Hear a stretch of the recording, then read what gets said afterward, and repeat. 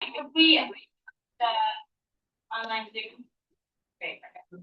Welcome everybody to the November 2025 Town Council meeting. This month feature, we'll have two features. One will be on the proposed water rate increase, and we have a team here from Waterworks District 29 to answer a whole bunch of questions about that, take questions, and give us more details. And we also have a presentation by Anna Josenhahn about dark skies and the importance of dark skies environmentally in areas like ours, and what we can do to sort of understand the reason for it more and to help enforce it and educate the public. All right, so we're going to start off with an update from our first responders, and we're going to get an update from the library about all their exciting holiday programming. And then we will move into our first featured event with Waterworks. All right, so Deputy Bowley. Thank you very much. Deputy Bowley, Lostel Station. I'm going to give you your Part 1 crimes for the month of October. Pretty short report, which is nice to see. We had 1 grand theft, and that's all you had for the month. That puts you at 35 total Part 1 crimes for the year, which is a slight increase, 6.1%. Over last year, and last year you had I believe it was like a 50% drop the year before that. So still on the right track, so that's good. And that concludes that report. Just a couple things. Holiday season. Make sure if you go to parties and you drink, just have a drive or pick you up, and be aware of scams, particularly donation scams from 501c3s. You can always go on the internet and check out if the cause is legit. Really good point. I didn't even think about that, but yeah, this is the time of year. Putting everybody on the planet saying, donate to us or GoFundMe and stuff like that. Very good. Do you guys have a list on your website of people or known entities that have scammed? No website, but if you, there's several different websites out there that you can check if it's all legit. No, there. But if you yeah, well, yes. I'll push it out because people never know, Yeah. Yeah, there is one I believe through the like state general's office that has all the registered ones. I will mention, during the fires when everyone was running to hotels, we kind of get a room, and there was a lot of sort of hiking for a hotel room. I was one of those people who got priced out, and I was really, really happy to see. I said something to the front desk, and they like rolled their eyes.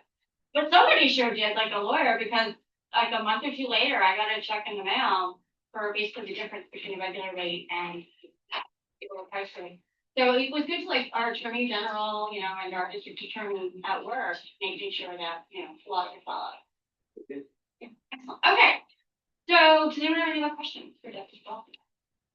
Can I ask one question? What's the compare and contrast? Like, what's the crime rate just mile and a half, 2 miles down into Woodland Hills? I know it's a population difference, but I'm curious what crime rate is for Yakima versus somebody like that. Best I could tell, if you go on crimeMapping.com, you can kind of see how many crimes they have. I don't have LAPD Topanga's numbers in front of me to compare it, but I would say it's probably total more in the hundreds than like 30s. Be my estimate. Okay. Yeah. Thank you. Yeah. Okay. Other questions for Deputy Ball? Thank you for your service. Appreciate it. Any new programs, initiatives coming out initiated by the housing or what? Not yet. He's still, getting his feet wet. Yeah. Stuff like that. So I'm sure in the future we'll have some stuff coming. And what does he think of Topanga? I'm just curious. Nothing he said to me. He, in case people know, we had a meeting about the access cards yesterday. Yeah. So Engaged. He engaged to possibly expand it to some essential business members to get more access during when we close the canyon for red flag days or whatever. The PDS. Yeah. Particularly. Yeah. So what he's referring to, the access card program in Topanga that we run. We are constantly trying to sort of tweak and improve it to better respond to residents' need. And it's tricky because really for evacuation, And we probably, the point is to try to keep it as limited as possible, right? If you have an emergency, the last thing the sheriff or the fire department wants is a whole bunch of people going into the canyon. But we have found over the years that there are certain people, like essential businesses, post office employees, school employees, who can't get in because they don't live here, but they serve a really critical purpose in the community and need access to say the school, so they can make sure everything is focused on access to school in terms of emergency preparedness. So those are the kinds of sort of criteria that we worked out with the sheriff and captain, to make sure that it worked within their guidelines for keeping the community safe, but at the same time also have a little more flexibility so that other essential people, other than just residents, could get in. So that's what we're working on. We really appreciate it. It's a very good meeting. Okay, so yeah, if anybody else has, like our newcomers, have any questions for Deputy Baldy about crime, we will move on to the next part. Going on, going tonight, big time. Over. Okay. One quick thing. Having been at that meeting, that the department was extremely receptive to the ideas presented for a slight expansion of the access to our program. He was asking all the right questions, so he wasn't like just, he really was, he understood the points of the program and sort of also the emergency side of keeping it strict, but being a little more flexible. So yeah, he seems to get it. So that's, I think, really good sign that our new sheriff's captain is like already shown signs of being really attuned to the community and willing to work with it. So, yay, captain car. Okay, so we're gonna move on to the library.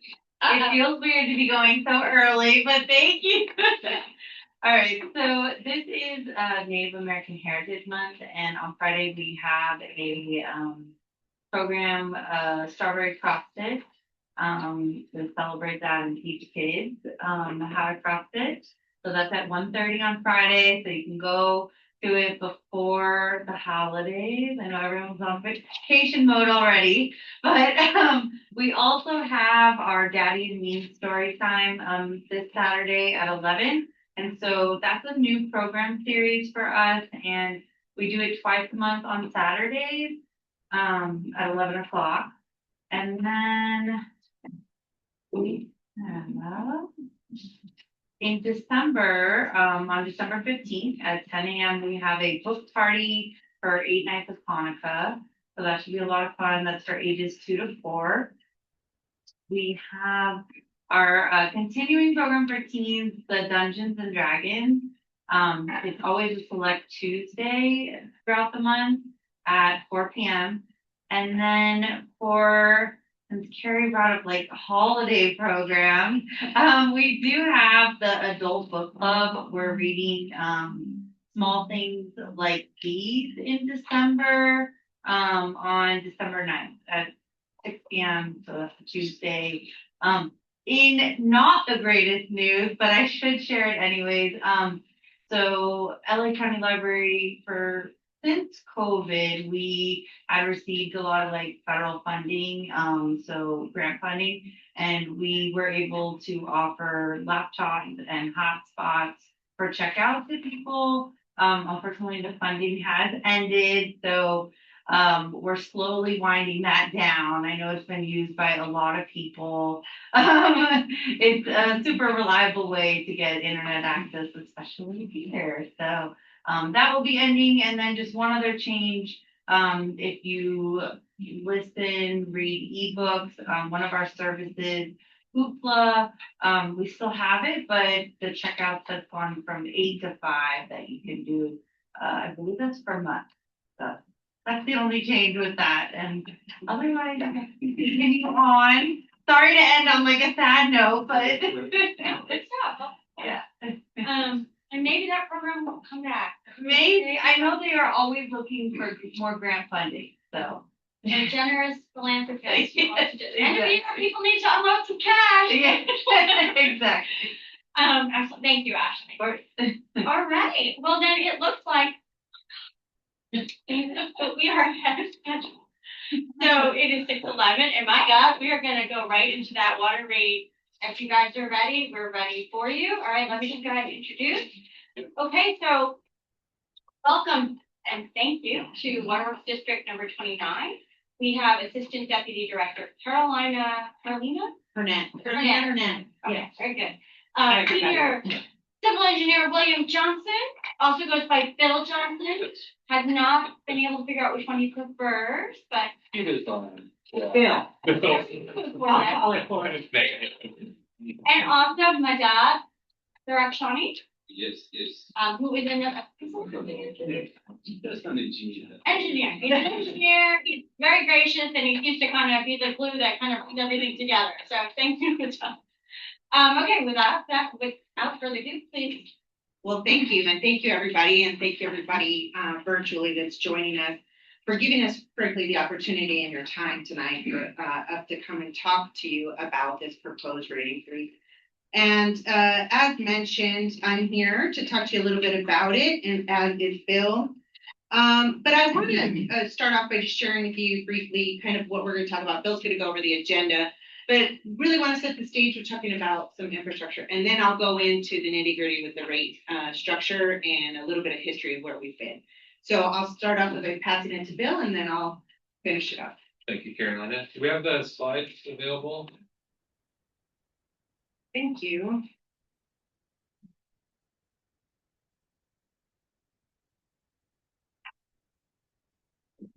Great, thank you. We'll probably start in a second slide.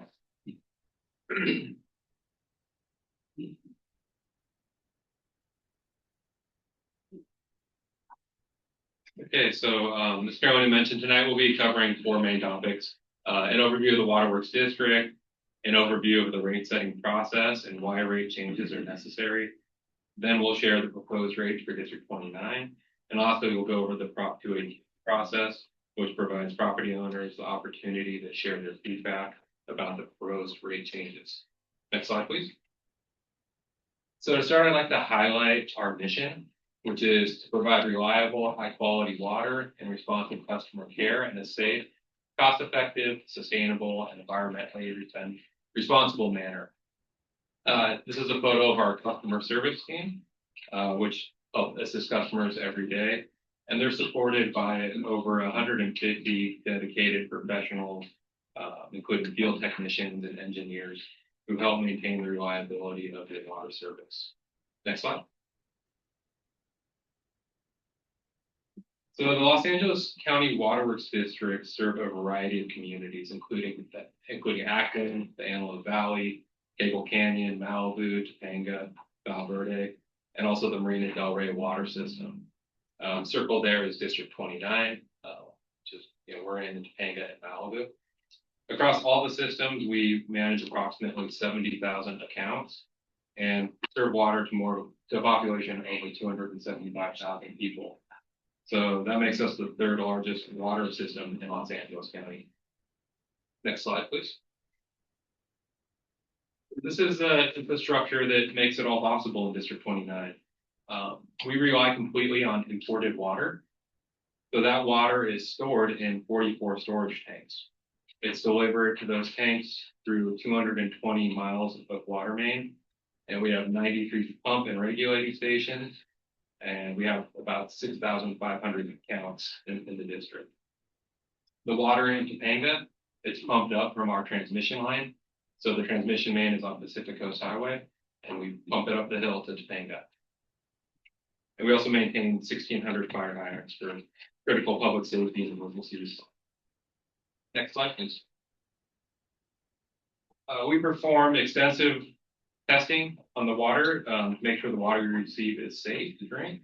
We collect over 800 water samples each year at various points within the system.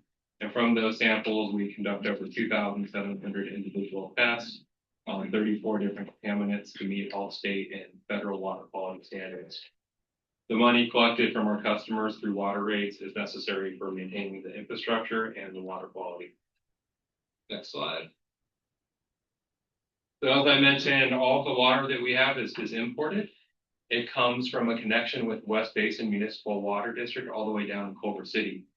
And it goes in our transmission main, which extends all the way to Leo Carrillo State Beach. So as I mentioned, the water, general operations, the water comes down the transmission main and then it's pumped up into the canyons of Malibu and Topanga. Next slide. And it's actually pumped up.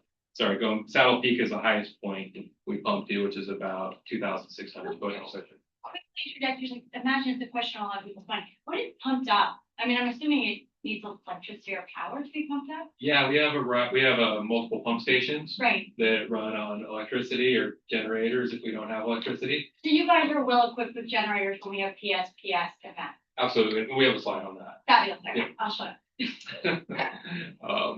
Does the pressure vary from the bottom of PCH to the top of Saddle Peak? Yes, yeah, we have different pressure zones. We have I forget. Would I notice it coming out of my tap or my hose, the difference down on PCH? versus- No, Okay. No. Okay, gotcha, thank you. So this is a slide showing the 44 storage tanks that we have. So these are located throughout the district. They vary in size. They're sized based on the community that they serve. Next slide. So we focus a lot on improving water mains, our tanks, our pumps. They help build resilience in our system. But really what we're trying to do also is add additional water sources for emergencies. So we have a few interconnections already with LADWP and Las Virgenes Municipal Water District, but they have limited capacities. So one of the things we're working on right now is a larger connection with Las Virgenes over near Encinal Canyon in Malibu. It's on the very far west side of our district. We're also working with some Las Virgenes and some other jurisdictions on a potential connection over at Malibu Canyon. We do have, for Topanga, we have a connection with LADWP over at Inland Hills. But this is something we're always examining and looking for more opportunities to tie the system together for more resiliency. Next slide, please. So in speaking of generators, with the frequent power outages we have here, our generators ensure that the pumps can keep functioning and move water up into the canyons and keep the reservoirs full. So we're continually updating our fleet of generators, buying new generators, but also seeking grants to help support those generator purchases. So we've received about $1.2 million thus far in grants, and we have applications in for additional grant funding. Where do you get the grants from for that sort of event? We've applied like FEMA, for example. So federal type funding. Yeah. Resiliency and things like that. No stone unturned. Yeah. 1.2 million doesn't sound like much money at all. Sounds like a replacement generator. But you feel like it's sufficient? Yeah, so I think that's a great question. I agree. I would love to get some more money from them. And I think, and that's going to be a slide that we're going to get into soon. So I think it's a good observation to make. That we like to, we have, and you'll see later in a later slide that we have about, 20 outstanding grants right now. We are consistently trying to do that. So we work with both the state and the federal government. In this case, in terms of the generators, it happens to be federal funds. But when we get to rates, we'll talk to you a little bit about why that isn't our only source. So we use, the rates that you pay to help ensure that we have what we feel are the appropriate number of generators to address your point, so that we don't have a repeating type system.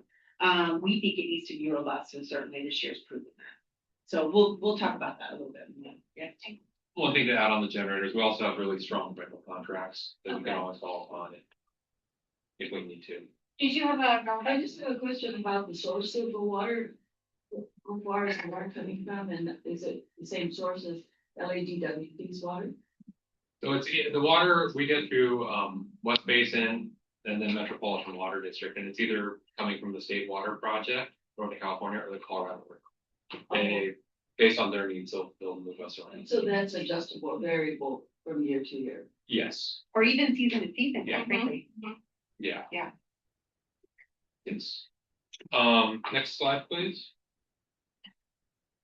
So this is just about infrastructure. Many parts of our system are aging. Our crews work year round to maintain the water system and repair leaks. That's worked with Roger on in the past. And so the crews works to keep the water safe and reliable for the customers every day. Next slide. In addition to the regular maintenance that we do, we've also invested a lot in long-term capital improvements, upgraded storage tanks, replacing pipes, improving all the infrastructure that's essential for reliable water service. So these projects make our water system more resilient to natural hazards.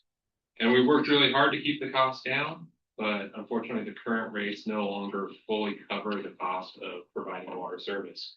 That's why the rate update is necessary. Next slide, please. So I did want to highlight a recent project we completed in Topanga. This is a new Owen tank.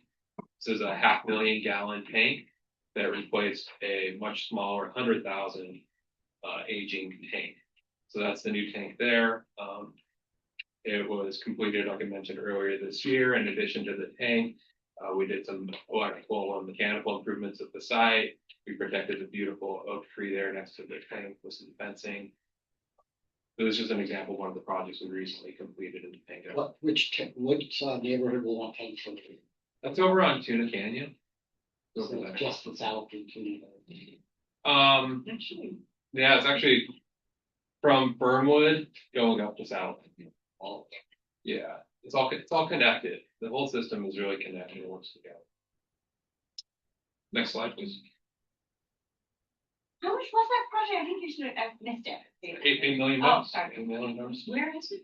I live right there. 3,200.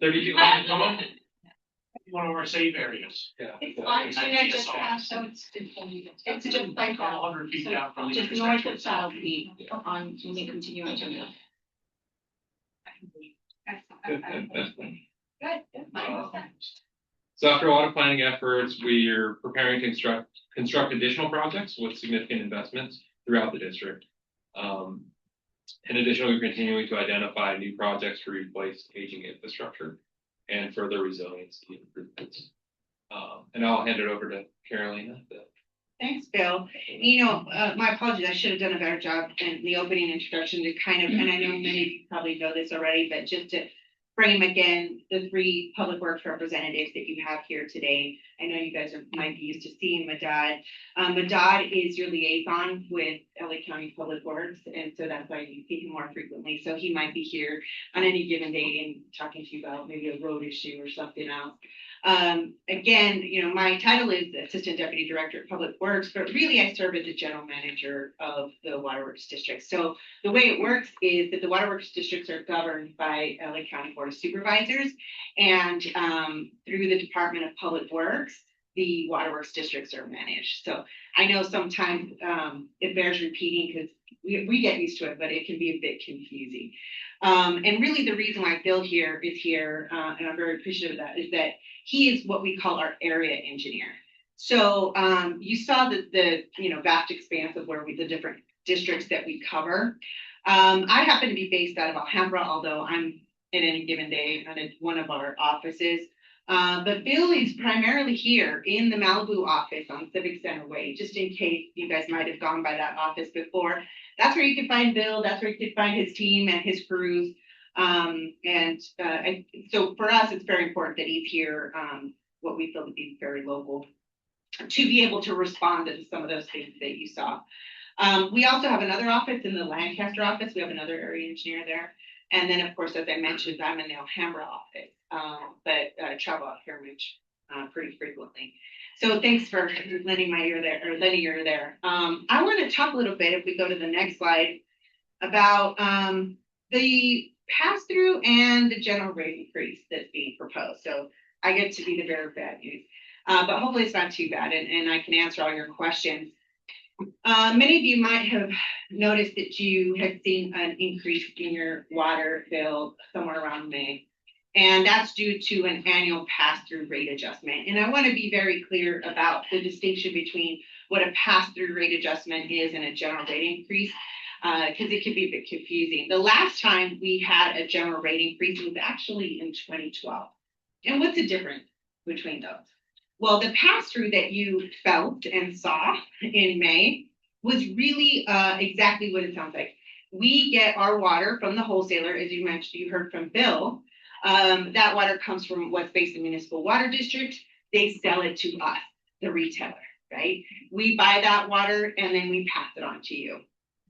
So when we have annual pass-through adjustments, they're somewhere on the order of like 4% or something like that. It just depends on the given year and what that wholesaler's costs have been. We in turn pass that cost on to you. And so we went to the County Board of Supervisors, our board, in April, and they approved what we call this pass-through rate adjustment, and they did it with some caps. But you'll see that, and you may have noticed that on your bill. So the pass-through rate adjustment, Yes, sir. just transparency, are the supervisors the only ones that see how much your cost went up and then they approve it, or do we get to see how much your cost? It's subject to a hearing. Yeah. Yeah, that's a great question. So it is subject to a hearing, but it's only subject to the hearing every 5 years. So what happens is that you can see it. So there's two questions there. One, would you be able to see that? Yes, we have to publicize that on our website. And then the second, is it subject to a hearing? The answer is yes, for every 5 years, in which case they give us a max. So they say you can only pass on the cost that it costs you. Again, we're a public agency, so we're not for profit. So you can only charge your customers what it costs for you, and then you can pass that on. So, you know, there is that off chance that our wholesalers might say, well, you know, for whatever reason, it's going to be a lot more than you usually. I wouldn't be able to automatically pass that on if it's with outside of the range that I took to the Board of Supervisors like 3 years prior.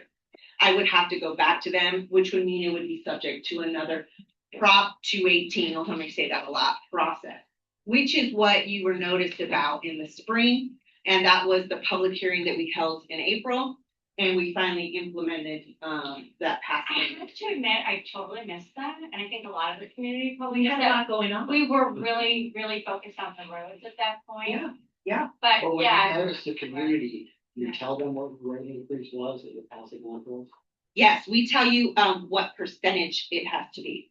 Yeah, wait, is that's it part of the direct? Prop Do 218 you guys process. add, so in addition, you obviously have to recoup the cost that you get from paying your wholesaler. But are you then, an administrative additional percentage? on No, that? the only thing we can charge is what is standard CPI in the Okay, industry. okay. So that's usually pretty low, like 2% or something like that. You're saying it was 4% this year. So it really depends on the year, but we can't charge more than whatever acceptable CPI is.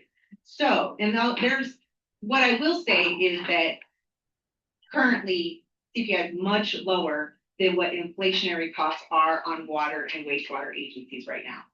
And I just say that because one, water and wastewater agencies are now aging historically in our infrastructure. And in addition to that, we have stronger water quality regulation and environmental regulation. So those things are on average costing more. So really our costs in association with CPI are even higher than energy growth. Yeah, unfortunately. So sorry, I hope I answered. Yeah, that. no, sorry, I'm sure about that. We actually have a Zoom question in the Sure. chat too. Susan, if you want to unmute yourself, you can ask your question. Okay, thank you. Thank you for your work and presentation. Going back, and I don't know if this is Carolyn for you or the prior District 29 engineer. Can you explain just simply, were all your generators sufficient to maintain water supply in Topanga and Malibu during the Pali fires? Yeah. Back to the generator. Yeah. Thanks, Susan. This is Carolina, by the way. Hi, Hi. So yeah, I'm gonna continue to go on. So I'm glad you asked this question now because I am gonna continue. For those of you that are waiting to hear more about the rate increase, I'll continue on. But it's great that you asked this question now. So the question was, do we have sufficient generators during the Palisades fire? And the answer is yes. We had sufficient generators. So there's a couple things that happened there. We had ones that we already had on that we just own, right? That the districts own. And then back to Bill's point, we also have a contract. And this is again why I stressed it's so valuable to have Bill here locally, because we follow everything, and we were following the PSPS, whether it be a PSPS or in that case, it was a PDS, PDS, sorry, a lot of acronyms. particularly dangerous situation. Right. And we coordinate quite a bit with the fire department and somewhat with the sheriff's department when these things are occurring.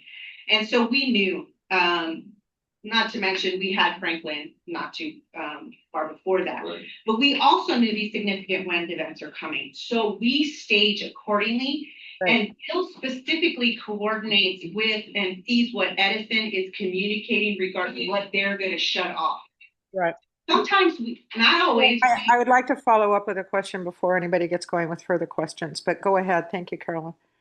No, not in the question section yet, so actually, my bad for interjecting originally, but if we could just finish that question and then keep going and questions at the end. Sure. So Susan, I hope I answered your question about the generators and how those work. Was that the whole question? And then Susan, your follow-up question, we can start with that at the end. I just want to make sure they get through their presentation before we have to go on to the next. She's on mute, so let's continue. All right. Okay, great.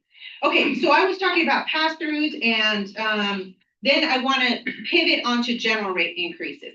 General rate increases actually invest in capital and operating costs. So as you see there, we have not had a general rate increase since 2012. I know that's hard to believe, but it's true. You have not felt it since about 2017, because typically we do come for a 5-year cycle as we are proposing now. So I want to be completely transparent on that. So really, you haven't felt a general rate increase in about 9 years. So what you've been feeling is just the cost of pass-through. And but we've come to the point where it is now necessary, and I'll talk to you a little bit more about that. And really, we also have, again, as I mentioned, regulatory compliance that has changed in that time. Next slide, please. So, I like this graphic just because it might be a little bit easier to understand. People often want to know, hey, where is my rate going to and what do you spend it on? So about 35%, this is on average again, it's not exact, but on average, you split up your dollar, you get about 35% of that goes to water supply, about 30% goes to capital, and then you have 28% is in operation and maintenance, 4 customer service, and 3 in your administration cost. Sorry about that. Okay, next slide. So what are we talking about now? Now that we know kind of the back history and what these rates are used for, sorry, one more slide. What are we talking about today? So some of you may recognize this from the Prop 218 notification that you received. This had, this information on this, but I just extracted this part to talk about your proposed rate. So the table here shows specifically District 29 rate. And I will preface this by saying that I'm going to talk a little bit later about how you can find out specifically for yourself what your bill might look like, because we do have a rate calendar. But just this is the Prop 218 part of an extraction from the Prop 218 notice that you're seeing. And I want to make sure that we're clear that not only are we doing proposing a rate increase, but we're really talking about rate restructuring. So something that you may have noticed or might know about your bill is that we have seasonal rates. And basically, since the last time we did this, we've had some changes, right, in our perspective to conservation and state regulations and things of that nature. So it sounds counterintuitive, but we were giving a different rate during the summer so you could water more. And a different rate in the winter because you don't water as much. And really that is inconsistent with not only Prop 218, but conservation as we see it today. So that's one thing that's changing. We're no longer going to have a seasonal rate anymore. So you won't see those changes in your bill. The other thing is that part of your service charge was that so you see that meter service charge, that big blue ribbon at the top. That's just because you have service. You have a meter with us and we charge you for service. And that service charge is dependent essentially on what size your meter is. Some of you have 3/4, most, single family residential have 3/4 inch. Some might have 1 inch. You all have a charge. Associated with that, currently you have 500 cubic feet of water that comes with that. Again, that's inconsistent with not only Prop 218, but water conservation. So what we're having to do is now your service charge, you might see it not change at all. But that's because now you're no longer getting that free 500 cubic feet of water. And now you're going to be charged for every single drop of water you utilize. So you have your meter charge and then every single drop of water. Just to be clear, Yeah. does that mean it's not fixed, it's more variable based upon your usage? Because I can tell you that of a property that's not utilized right now. Yeah. But it's a fixed high rate in Mhm. comparison to the property that I use all the time. Yeah. So that's gonna change or? So we don't have a variable variable rate, no. So we have a fixed rate in terms of your meter charge, so your service charge will be fixed and your quantity charge is fixed, except that now every drop of water you use or every amount of water you use, you get it like multiplied, right? So Above an allowance amount or? you don't have an allowance amount, I no. see, so it's. Yeah, Okay, got it. yeah, That that's was a a perfect way to compliment, put it. yeah. There's no allowance amount. That's a Got great way to put But it. then Thank in you. that golden column there, what are those tiers? Yeah, I'll go through that and talk to you about that. So again, those are the two structural changes, but now I want to talk to you about the rate specifically, and thank you for the question, Brody. So what those are those are different tiers depending on oftentimes what you use. So for example, most Topangans are very good at water conservation. Yeah, you guys.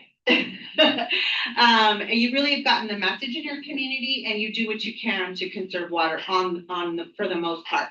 So you typically stay within what you see there is what I have boxed out in that light blue line. Those are your billing codes. Those are associated with the height that you're at or the pressure or the amount we have to pump.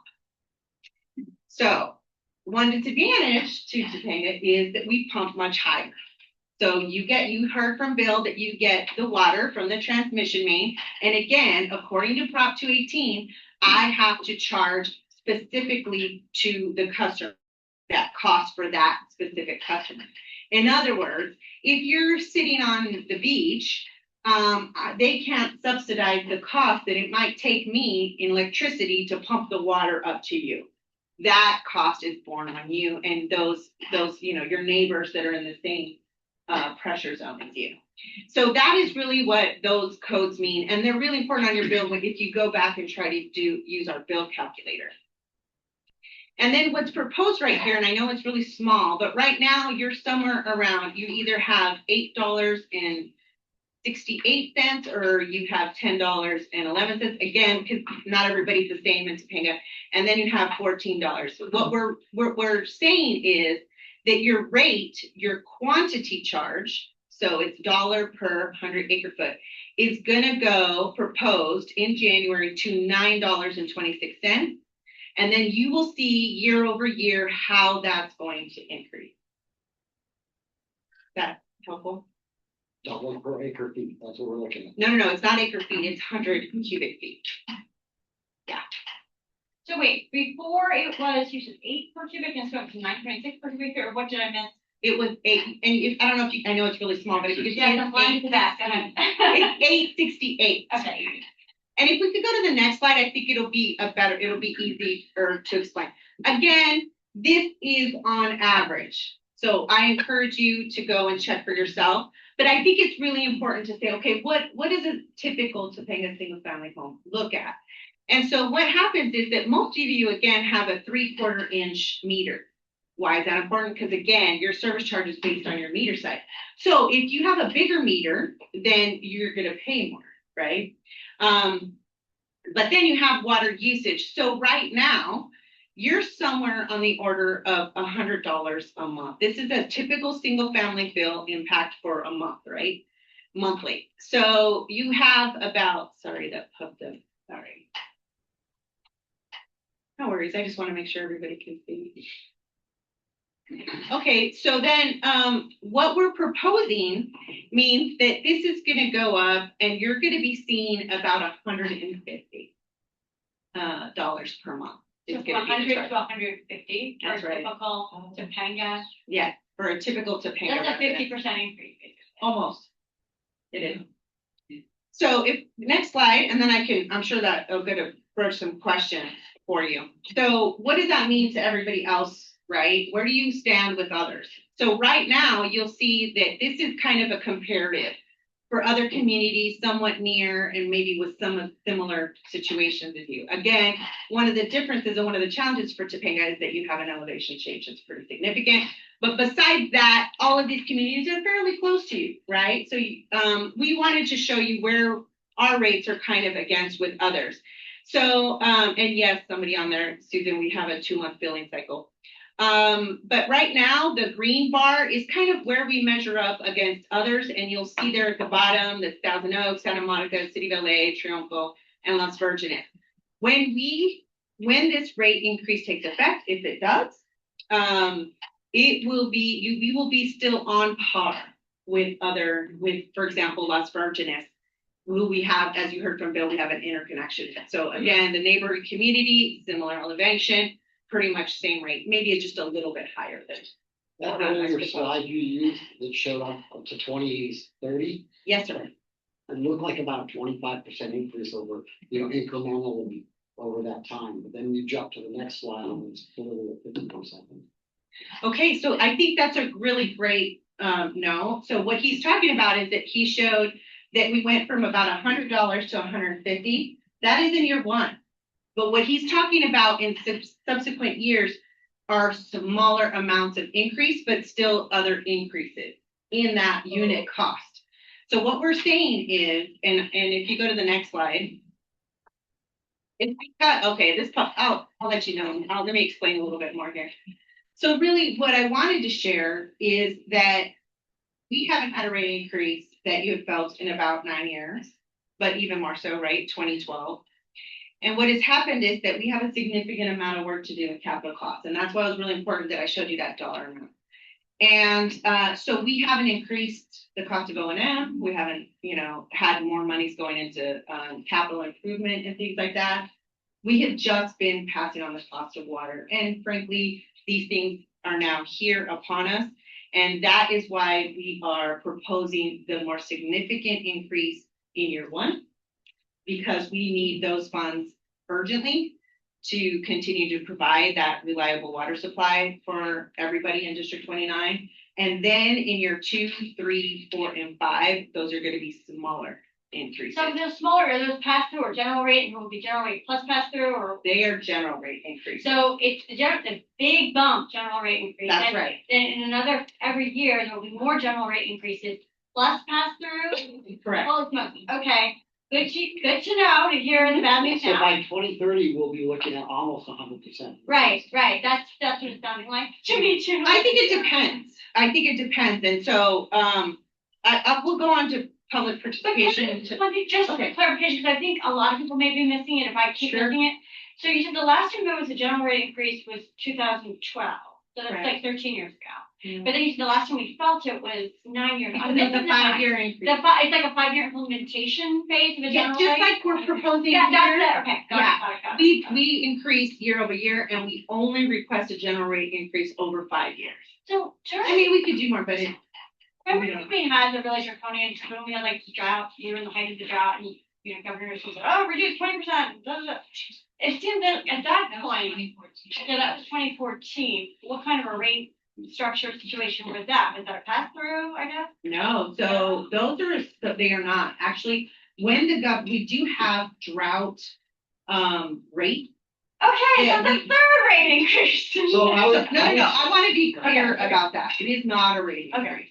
We have a different rate structure. When the governor has a proclamation associated with drought, and that is truly to curb the use of water. Okay. So I want to be very clear. That drought structure only can come into play so the governor will usually make some kind of drought proclamation, and then the board of supervisors will still have to indicate that they want us to use drought rate so structure. I would say, Daniel, this is for the supervisor to hear, that this is too much all at once. And because of your poor planning, you're hitting us with a 50% increase. This could have been done incrementally, or maybe not, because you tried to explain to us earlier why colonial is not popular, you have to do it in chunks. But this is a big thing to swallow, and Supervisor Horvath should know that. Right, and it's. There's a lot of older But people. who say yeah, affordability is. Finish but yeah, the keep- presentation, and I'd love to hear your comments and take other questions. Well, you can have more, but we're here to listen, and carry it back, really. So far. So I wanna make sure we're almost done. Yep, so far. And so I want to share with you a little bit about your rights associated with how you communicate these things. And that goes on to the public participation side. So if you go to the next one. Again, we mailed Prop 2, again, this is regulation based. We mailed Prop 218 notification somewhere on October 25th. And then we decided that we were going to have a virtual meeting, which some of you might have been able to participate on, specifically for District 29. We're having different ones for different districts. And then we also are going to different communities, like we're coming to yours within our various districts. But we had an open house again, so you could come see where we are, understand a little bit more physically about our infrastructure. This all culminates, and I think this goes back to Bert's book, in a public hearing that is scheduled to take place on December 16th. So I think it's very important that everybody know that. The Prop 218 that you received, and I'm going to direct you to the website. That QR code is actually will take you directly to our website that has more information, not just our generic website, but very specifically about our Prop 218 process and what can be done and how you can help and have your voices heard. Definitely I'm listening, but I'm sure you want to, if you wanted to take more of an action, there's a way to do so. In addition, you can see there, and if we move the slide up just a little bit, we also have, that's the direct website. If you want to go there and you don't want to use the QR code, you can go to that direct website. But it also has the bill calculator. And so not only does it have the bill calculator, but it has a little pop-up where you can know, okay, where on a generic bill would I find this code that I need to put in to be able to get, you'll put in your usage and you understand for you. So I gave you something that's on average, but maybe you're a super water conserver, or maybe you're a water waster, who knows? But those would have different impacts to you, and you could find out specifically for you. We also have a fact sheet so you could go back and reference. Maybe I didn't articulate everything, or maybe we didn't catch it the first time. That happens to me a lot. There's also some FAQs on there, but I want to stress that, and I also have electronic versions of your Prop 218. So maybe, it got lost. Maybe the paper copy got lost, or you put it down, what have you. We also have your Prop 218 notification there. And I think it's really valuable because two things. One tells you how you can submit a protest letter. And it also shares with you information specifically about the public hearing. So again, it is not necessary for a customer to go to the public hearing. They can submit their protest, or actually, they need to submit their protest via writing. And they will all be heard, whether you're at the public hearing or not, or if you want to go, either way. But I think it's important. We're here. We want to make sure that the message got out and that you know what you can do and how you want to make your decision. So Thank you very much. All right, I want to make sure we get some, because we have a lot of questions and comments, I'm sure. Who here in your room, does anyone want to, Karen, do you want to ask? Well, since I participated in the Zoom. That was done about 2 weeks ago. And so I went to the calculator and and I double checked it with my office, and it was 22% based on my last bill, which was high because of the summer and I had watered more. Now I have converted my front lawn in 2020. I have no lawn anymore. It's hardscape. And in 2014, when we had the water restrictions, unlike other water, like DWP, they would tell people you can water Tuesday, Thursday. We actually were given units to use. And so I went to my meter and I ran all my appliances, ran the sprinklers, and I figured out to find out how much, because there were 1 month or 2 months, I was allowed 16 units. I would never be able to water my outdoors with 16. That would only cover my household usage, right, before I'd be penalized. Anyway, so the 22% is what I came up with, which is confirmed. But I'm guessing that 22 is probably much higher because that was a high bill. So it's 22% based on that bill. Now, I agree, as Carrie mentioned, that's a huge increase the first year. And I'm also having an issue swallowing. We are asked to conserve, and now all these water agencies have lower revenues because of that. So we're going to get penalized for that, right? So we're conserving, and yet we're going to be penalized down the road because the agency doesn't have enough revenue coming in. And so, it's just never ending. And I completely turned off my I don't use my sprinklers in my backyard. I don't use it all. I shut them off in 2015. So, like how much more can we do and how much more conservation? And I understand that the state board and whatever wants more conservation by 2040. You guys have to cut and encourage consumers to reduce even more. And like how much more? Like most of my neighbors have converted their lawns and their hardscaping. I mean, how much more can we do? Yeah, I think you've done quite a lot. It sounds like, to be honest. I don't have a good answer for you except to say that, to confirm that the State Water Resources Control Board has put forth regulation again. I mentioned that did factor into our rate study. What I will say is, and that I failed to mention, is that we planned extensively for not only for what we felt needed to happen from a capital perspective. So some years ago, we developed an entire capital plan, and we went through a rigorous process of putting that plan through a planning document about how we were going to upgrade our system. Really, when I say upgrade, I mean, how do we maintain our system so that it's the appropriate standard? It's just like your home, right? You have to put in certain capital to make sure it continues to work. And that's really what we were trying to do. And then we went through the process of prioritization, went through the entire CEQA documentation process, and we're now for them to implement and get projects out there. So we have studied quite a bit what it would take. And what we did was about a little over a year ago, we entered with a professional consultant that does these things for various water agencies. Because to your point, all water agencies are facing very similar things. And we did an extensive rate study that can also be found. So if you really want to dig into like, okay, where is this water company doing these things? We have the rate study posted for District 29, actually, in all of our districts to really point to where the investments are happening and where we need to put them.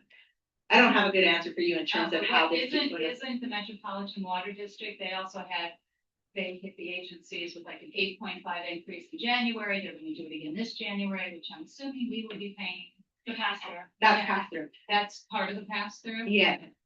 Yeah, so again, Metropolitan Water District is the wholesaler. We buy it through West Basin, but it's the same. They're a member agency. We buy it through West Basin. So all of that is what we call a pass-through, where they charge me $1 more, I charge you $1. No, I thought it was separate. Sorry, it's just something, because I'm sure a lot of people are wondering, so I just want to make sure it's asked. Every couple of years, we get hit with a new water bond. And it's every couple of years. Literally, I think there have been 3 in the last 10 or 12 years. Yeah. Do you guys evaluate yourselves of any of that money? It seems like that would be a good source for exactly what you're talking about, the capital improvement, the infrastructure upgrades, all that. So we do. So we have actually Supervisor Forbat's office has been very influential in recently getting us a couple $1 million in grant funding from the state. They advocate quite assertively with the state to try to get us those money. Now the water bond, unfortunately, is for not just drinking water, but all forms of water. So we're really talking about stormwater, dams, flood control, things like that. We're talking about drinking water and wastewater. So it's it's a water bond, it's all the water, right? We have to find ways to utilize it in the same way. But you would be one valid applicant for that. What? We could. I'll tell you, it is extremely competitive. But that doesn't kind of stop us from trying. As a matter of fact, I think maybe your slide you had that we have like 30 outstanding applications right now. To water bonds or all grants? Any grant we can get our hands on, we put forth an application. And right now, I think we have 30, excuse me, that are still outstanding. If you get all of these grants, would that take some of the need away for this rate? And if you don't get the rate increase, what do you do? I thank you for the question, because I think that's really what it comes down to. So in the presentation, and I know that we were trying to be mindful of your time today, one of the things that Phil stated, I don't know, I'll let you get right of it, I'll get to it, is our capital investment is somewhere on the order of 190 million scheduled over the next 5 years. And then some of that is going to be paid for by the general rate increase that we're talking about, but others might be a debt service or leveraged versus grant funding. So the answer to that is that it won't necessarily be, how do I put this? We would get more and be able to get these projects done in a more timely fashion that will ultimately mean less money potentially on O&M. For example, Bill's teams go out there every time you get a main leak. If you get new infrastructure like we're having right now on Coastline Drive, just happens to be that we're switching over a new water line there right now. Then you arguably shouldn't get any more leaks and you save on O&M. Just like your own property. So to answer your question more specifically, if we get more money, we will be able to successfully complete our capital investment plan more quickly. It doesn't necessarily mean that we don't still need that 90 million over the next 5 years. Okay, we have a couple other questions. So can we ask a few in the chat? So one of the questions is, are there tiered conservation rates based on how much water is used? It sounds like, Did you she answer said that? that, yeah, she did Yes. answer that. Okay. And next question is the usage being equalized? So someone who is lower up in the pumping distance could use more water than someone higher up in the canyon? Oh, great question. Yeah, so it's not, you use what you use, whether you're at a different point in the canyon. What happens is that you're on a different rate. So again, that was the analogy I made, by if you're closer to PCH, you're gonna pay a lower rate than those that are at a higher elevation. Okay, and final question, can you explain drought rates and how the usage will change? She sort of did a little bit. She made a distinction between the general rates and pass. I don't want to spend a ton of time because it's not relevant really to this particular rate increase. 100%.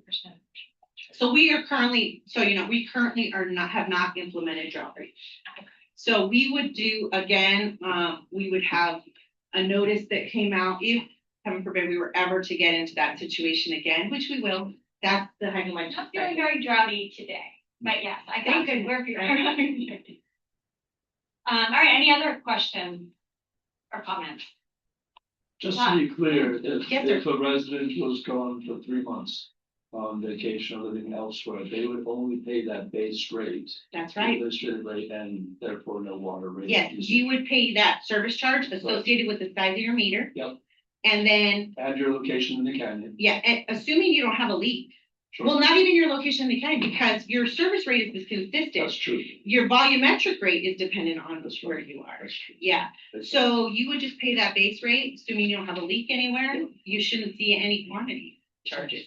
But your base rate, you're saying goes from like 100 to 150, or that was the overall rate? That was overall. Overall, okay, so Yeah. your base rate, what is that going at? Yeah, let me tell you that number again. Yeah, I missed that, but. Got a lot of numbers in my head, so I better. So people can better kind of wrap their heads around what they're gonna say.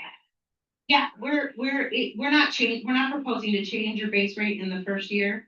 It's currently $48.73, and it'll continue to. But your usage rate's gonna go way, way, way up, because embedded in that base rate previously was this 500 cubic feet of water, right? So the rate doesn't look like it went way, way up. For example, you're at 868 and it's going up to 926. So it doesn't look like a lot. It's not even $1.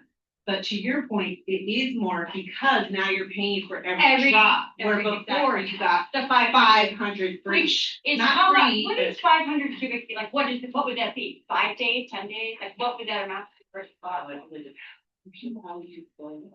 So yeah, just like. Does it translate to gallons? Yeah, let me try to. Used to be, I think, 700 gallons. Yeah.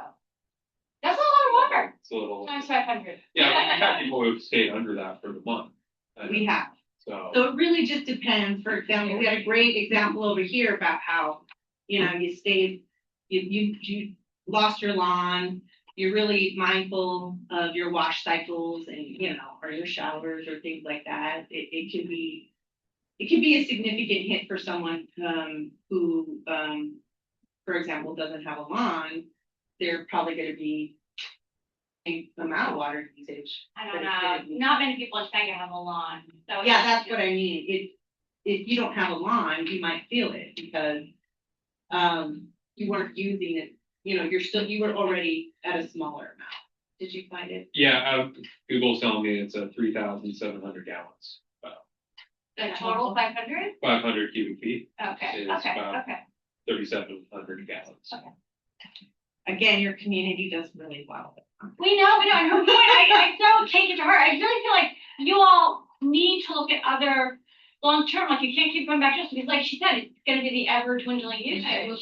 Right, so it's like you guys fundamentally, maybe the supervisor of the state, somebody, we all need to help you find another way to fund everything you need to do, because we're not gonna be able to afford it at the end of it. Already, affordability, you get all over the news. Everyone's screaming envelope because they can't afford the electric increases, the water increases, the rent increases.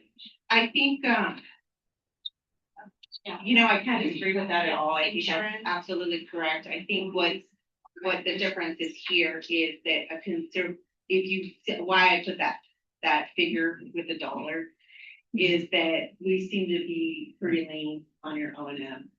So you get good value there, and a lot of what we're doing is to try to improve a system that is frankly aged. Yeah, no, And you're really legit. It's just, I just feel like you're tapping a dry well. That's the problem. The dry well being hot. People are. But in 2012, it was the same argument, right? Every time there's a bond, it's the same arguments. And yet, despite all these bonds, I read, how accurate, who knows, but there's still over 300 systems that don't meet the state safety. So, Well, yeah, I don't know what that is. Okay, that's sort of a kind of similar. It's related, but we don't want to get too much noise. But really, come on, Karen. So Neil, from the chat, Neil Shaw is asking how to find billing information, billing codes and other information online. I'm not finding it doesn't seem to be there. The QR code, wasn't it? No. Okay, so there's two things that you might be asking about. So in case it's bill online, you can find it on our main webpage, and that's under my WAM. So you guys probably are used to seeing them. He's unmuted. I'm online right now, and maybe you guys have a special website where it's available, but I don't see it. Okay, so perhaps you can provide step-by-step guide that Carrie could send out to us.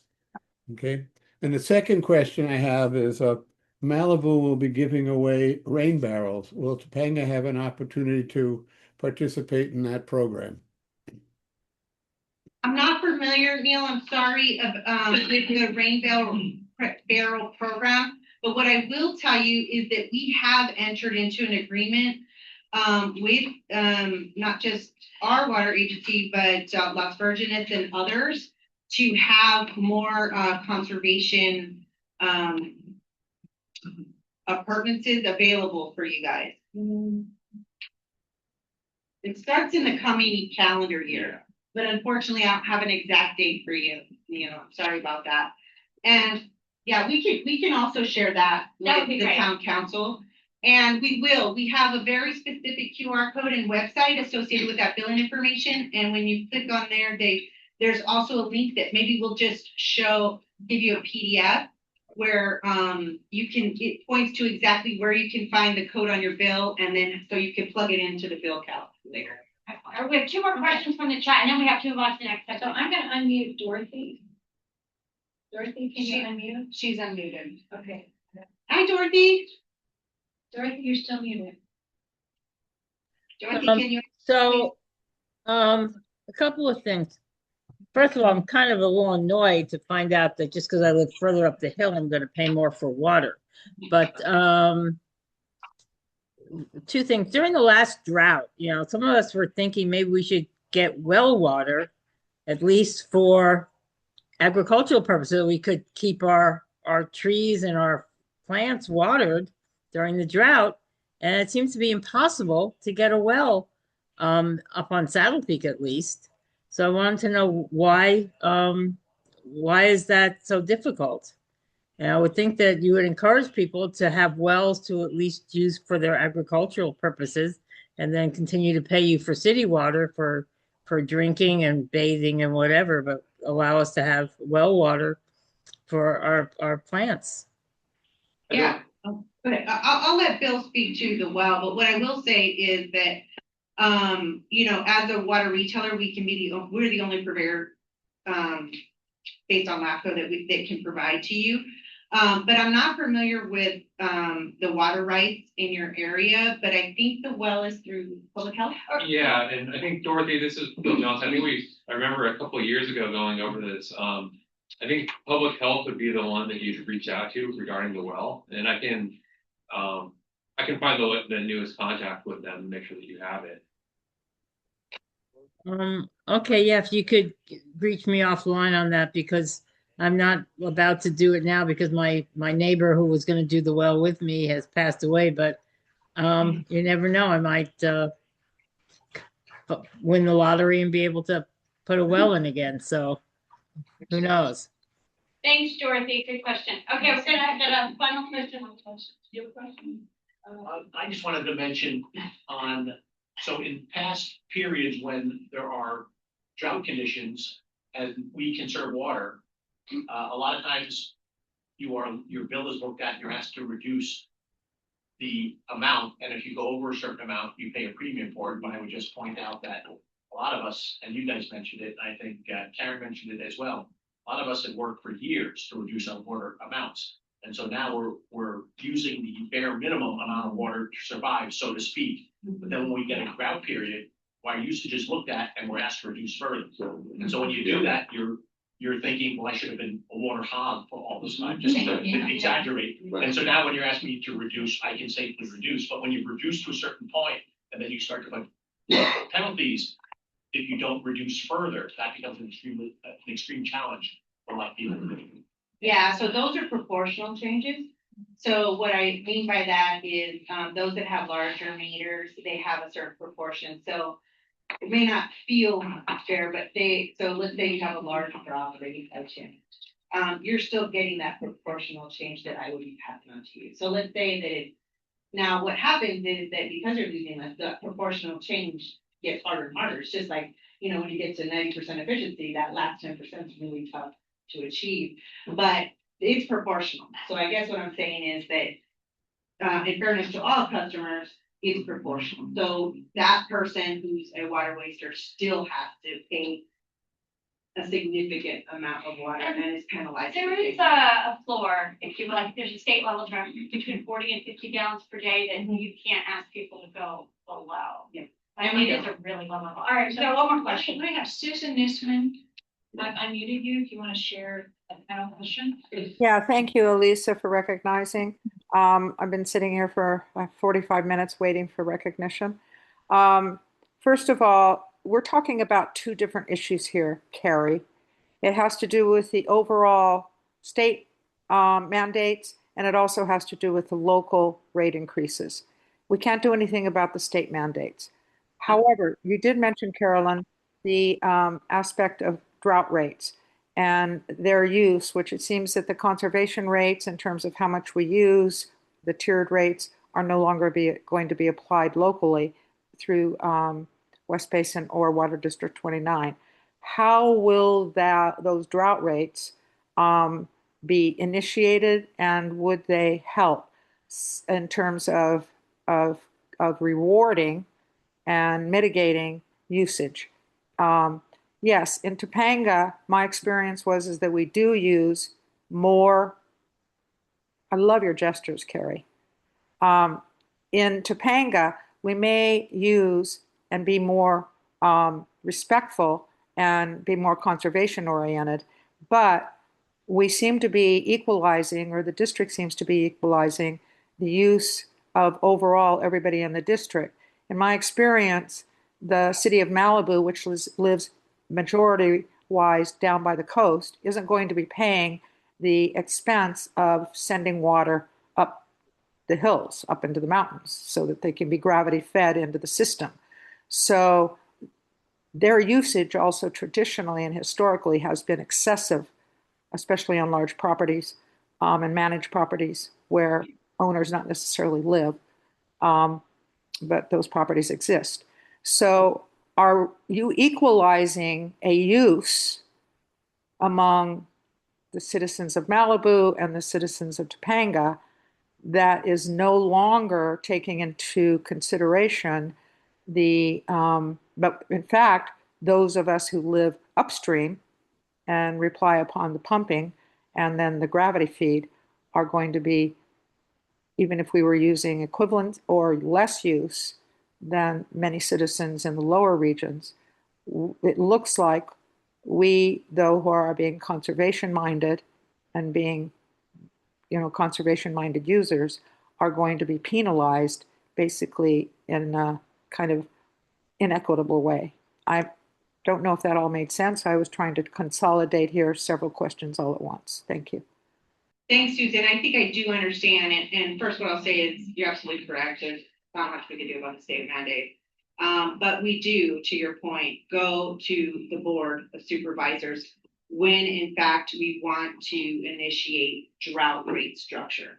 And that's really what we currently are not utilizing a drought rate structure. If we were to convert to a drought rate structure, we would come back and we would have to notice. Right, so that's not part of this rate increase. No. Argument. At that time, though, we would have to make some of those considerations that she's referencing. Not all parcels within District 29. And you also say that the state that she talked about, the state mandates, is there any portion of your rate increase that like state mandate that we can't escape that is negotiable or non-negotiable? Like in this increase, is there anything the state's requiring you to do that you are kind of passing through in a general rate increase? As a result Right. So those are usually associated with water quality regulation. So sometimes you might see those first through a pass-through. That's right. Because you see in our case, the wholesaler. Now that's different in some of my other districts. So I'm trying to think of, is there another state regulation? Not that we can.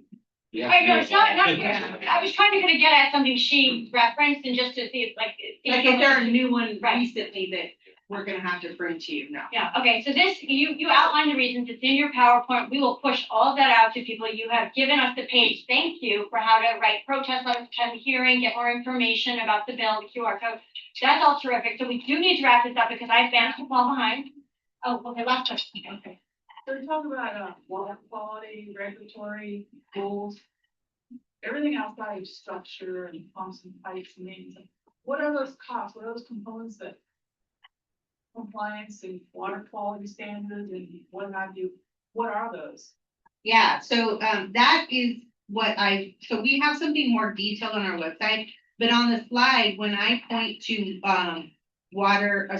operation and maintenance, we put in those water quality sampling within that 28% that's constituted operation and maintenance. So people can, It's just slide 16. slide 16, okay, Yeah. and that's where you, You mentioned regulatory compliance, or there's state guidelines for, I don't know, water quality or operating your system. Yeah. Emission, what are those components outside the structure of the system that's being maintained, improved on? So we actually have to collect samples. So one of our early, and maybe that's like 3 or 4, but one of those early slides really shows the number and quantity and the frequency by which we have to ensure to the state. Yeah, so it can at times, it hasn't in the last 4 years. So that's not a cost increase. No, not it is not. for this one, yeah. No. Is this idea? But are there things like I don't know, like emerging contaminants or things that we might be Right, more specific reasons for cost increase on that. outside other than the system being maintained? Are you doing more for PFAS? No, actually, it's all lumped in with operation and maintenance. So what I will say is that my staff cost more. Okay. I mean, Right. it's been 9 years since they've, seen anything. Can I talk about the second question? So, I think people are like, oh, 50% increase. And you're showing why, but is there some way that you can we can do it differently. I can't go in and, tell my tenant, hey, I'm increasing your rent 50% because my insurance got doubled. Sure. So is there a way that things can be done and improved so that it's more incremental, like you heard too? Like a line by line budget justification. Like plan ahead, you don't wait till it breaks, you kind of plan ahead that, oh, we're gonna have to, like, I worked in a refinery, we had to inspect everything and to plan ahead of, we gotta replace the pipe in 5 years, or this system has to be, goes through turnaround. Is there some kind of, so that, and you can put money away, like for those? There absolutely is. And so what I will say, and one of the reasons why we haven't had a rate increase over the 9 years is specifically because we get this communication, right? Quite frankly, there's no good time for a rate increase. Okay, but I'm saying, if you came to us and said 10%, 8%, we go, okay, and then 2 years, another 8, that would be like, okay, because things go You up. possibly would. But 50, I'm not sure. The no increase. This was the point I was making earlier, that their seniors on a fixed income. in this- Right. in this community, Interface with you guys directly about this. Yes, as a matter of fact, on the website, we have, there's the last page, there is an email Right. where they can write their questions. And I just say, as we're wrapping up, the need for gray water, the need for rainwater capture, the need for black water treatment.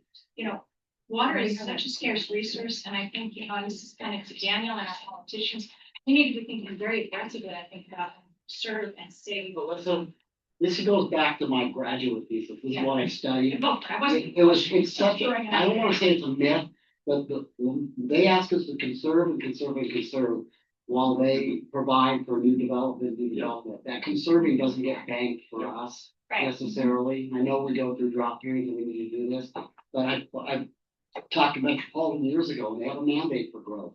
So as we creep out into the deserts and stuff, and we conserve to provide for that growth, our rates are not going to go. Great to say it. The other thing to keep in mind is that 80% of the water use in the state is for agriculture. And it's actually the farms, and they're spraying water. And they pay diddly squats, okay? We're subsidizing that. So this is like a much larger issue. I could really go on and on. But yeah, I know you guys can't. So I want to make sure that I answer your question. The last slide, which you will get, has not only our email for all questions associated with this, but also has a phone number. Yeah. So that to answer that We're question. by the ocean, and 90% of our rainwater we have. I know there's that. That's already a rain barrel. Thank you for that. Yeah, for sure. In the trash. Big tank. We need to get that. Can you put that email address? The 3,000 to slide 23. Very last.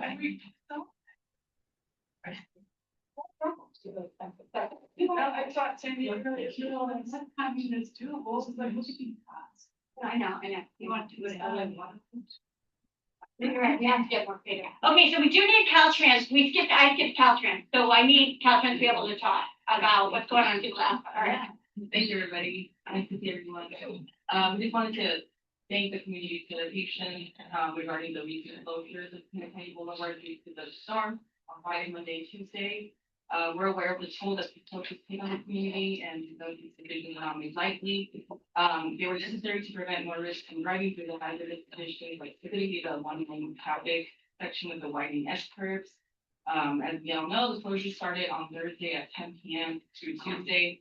The crews out there sensing conditions daily, and you may have seen the Katie's provided daily updates, especially through social media updates, and the closures actually helped crews quickly and safely clear the mud, debris, and rocks that came onto the highway on multiple days of the storm. So it looks like Saturday was the day with the night with the worst conditions. There was moderate debris flow and a medium-sized rock fall scattered throughout the work zone. So we tried working to clear that up Sunday, but with the ongoing rainfall, it's a little bit more difficult, which is why we're in condition to keep the highway closed till Tuesday. And then again, on Monday, there was more rain. The biggest debris threshold was around 12 to 4 p.m. on Monday. But that also allowed our crews to work during the day and clean up and clear the hazards from the weekend. And then thankfully, we're able to reopen the canyon on the Topanga Boulevard on Tuesday around 11 a.m. So I know there's more rain coming out tomorrow and Friday, so we're gonna continue to monitor the area and we'll keep Katie and myself will keep everything posted, depending on how things go. In regards to recovery work, Elizabeth, are you still on the call? Yeah, I'm here. Hi, good evening, everybody. Sure, yes, I just wanted to add, thank you for that update, Dana. So we are actually expecting rain tomorrow afternoon. So we're gonna have our geotech back out there. The National Weather Service keeps changing as far as the forecast goes. So if any closure is anticipated after our geologist does their assessment, we will notify the public similar to the way that we did before. Um, and so we do expect to start working as soon as the rain clears and as soon as we get material procurement. So we still need to confirm that date for you guys, but as soon as we do, we'll pass that information over to our public information officer. So that's all I got. Thank you. Any questions? Yes. Yes. All right, Kathy Fiegel. I spoke with Diane at the beginning of the meeting, but I want this to be part of the minutes. My biggest question has to do with what is the process from an emergency, because you're an organization that was able to repair a multi-layer freeway within 10 days. And we are 10 months into this getting our road repaired. This week you had to close it because you haven't finished the job. So my questions are, when an emergency happens, what is your process by which you get a contractor hired and get out the work? Second part of that is, what is the criteria for who you choose to be the contractor? Is it simply who puts the lowest bid in and there's no criteria of when are they going to start the work and finish the work? Because if you're hiring somebody for less money, but they're taking 2 years to get a project done, you know, I, as a community member, would like to know how much more money do you need, and maybe we could do a GoFundMe or whatever it takes, you know, because I have been in communication and you keep getting this, thank you for your patience, thank you for your grace. My patience is gone, you know, because I go down the road and I don't see the work getting done. I mean, you have a few guys out there working on occasion. It's 10 months, and you're an organization that's proved you can do something amazing in 10 days. So I would like information on what is your process from when an emergency happens to when you grant the contract, and what are the criteria? So if we could get those answers, I would like those. And if you can't give them, Sure. elected officials, please ask Caltrans for those answers. Good question. Very good. Okay, Elizabeth, do you feel comfortable answering that? Are you able to answer that? Or maybe not now. You don't need to answer it right now because I know we're pressed for time. Yeah, But there's a public request for that information. The detailed outline of what that process is and what your criteria are, and if the time to get the project done is factored in and emphasized, prioritized, it's like the shortest amount of time, even if we have to spend a heck of a lot more. Okay, thank you. Yeah, great question. All right, anybody else? Yes. So I know that the county is looking at there's lots of rain coming tomorrow, the county is looking at possible evacuation warnings and orders. If they go to evacuation warnings and orders, will that automatically shut the road down? I'm sorry, I missed the question. Can you say again, Kim? Yes, if the county decides that they want to issue evacuation warnings or orders for the rain coming tomorrow, will that automatically mean that the boulevard will be then shut down? Yeah, are we looking to shut down tomorrow based on a contingent on evacuation orders? What are the odds? What are we looking at? So we're looking at 0.35 inches of rain. If that changes, then we will likely not be closing the road. Now, as far as evacuation goes, the canyon would not be ideal if there's mud flow, right? So if it were a fire evacuation, for instance, that we've gone over with Roger and some others, we have staffing 24/7 there for traffic control, so they would be able to assist in whatever way possible. as directed by the incident commander, which in that case would be the fire department. So they would let us know if they need us to control the traffic going northbound and open up going southbound. So we would definitely be assisting as needed. Yeah, that's what I got. My question was just if the county goes to an evacuation warning, will that then have Caltrans say, this way we'll know. If we get warnings, we know that the road's gonna be shut down. Right. You see what he's saying? Basically, if the county does a warning, an evacuation warning, in conjunction with the sheriff's department or the fire department, right. If they do that, will then just automatically the road be closed? No, we need to receive orders from the incident commander. So that's what we will be following. Who's your incident commander for this? Fire. Fire or sheriff? She was in the office. But yes, thank you. Thank you. Thank you, yeah, thank you for that. All right, so it's a little ambiguous. We'll see, play it by ear sort of thing. All right, thank you very much. Go ahead. I second your position about this repair is ridiculously slow. And I drive by and I see all this on that one area, they have all the I-beams laying there, and then they got the other one set. This day.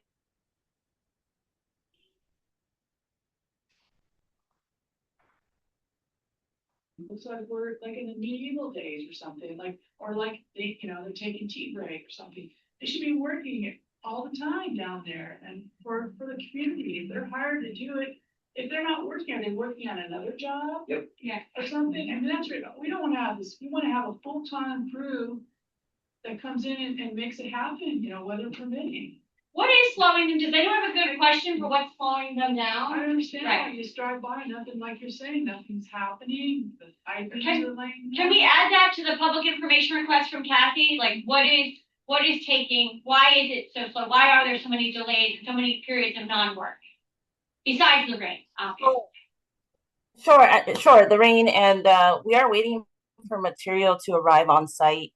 I mean, there's Katie's maybe made you guys aware there is some funding issues also there that we are reserving for any kind of an emergency, such as the mud flows that we're receiving. So word is we are supposed to get that additional funding soon, and we could resume drilling that the second wall.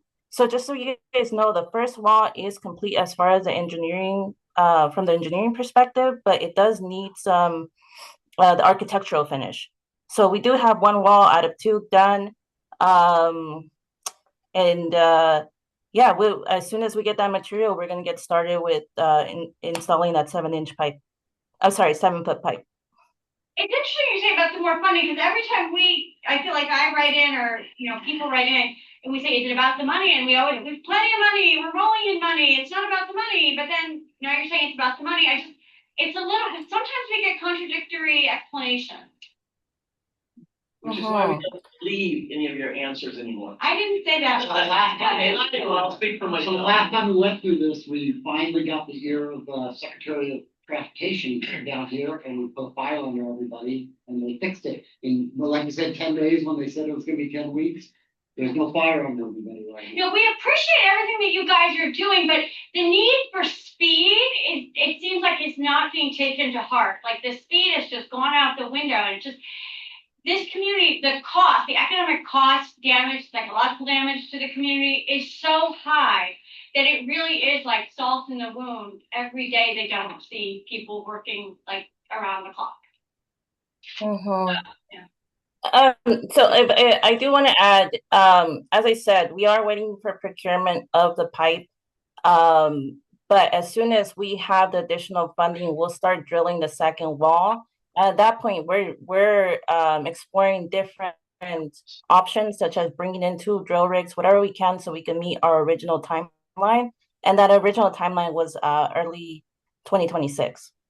Okay, we got you. I do have to say we have a special speaker that we've invited that's 30 minutes, and so we're already behind. And I also need Daniel to give us an update from the county.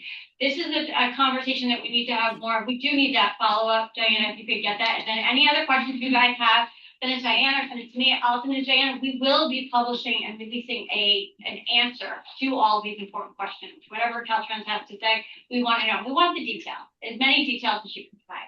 Okay, Daniel,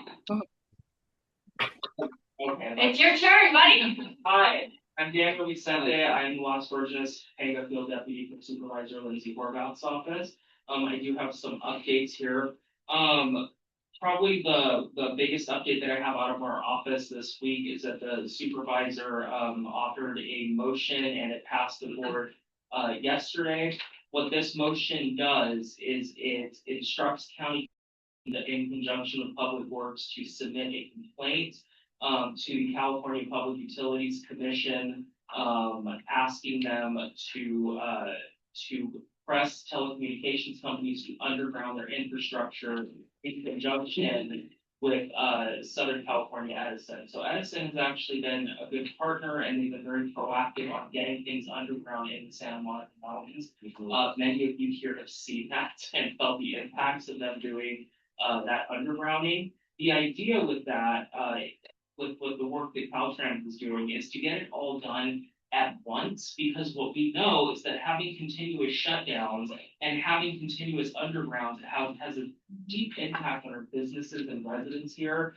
And it's unacceptable that, quite frankly, we've been pushing for this undergrounding to happen, and telecommunications companies like it's fallen on deaf ears. So rather than having to come back to Topanga in a year or two and doing that trenching again, I think that it makes a lot of sense to us in the supervisor's office that is done now in partnership with Southern California Edison, so that they don't have to bring it back, and so they don't have to come back again and shut down the roads again, or have traffic control measures put in to do that. So that was approved by the board. That letter is going to be sent.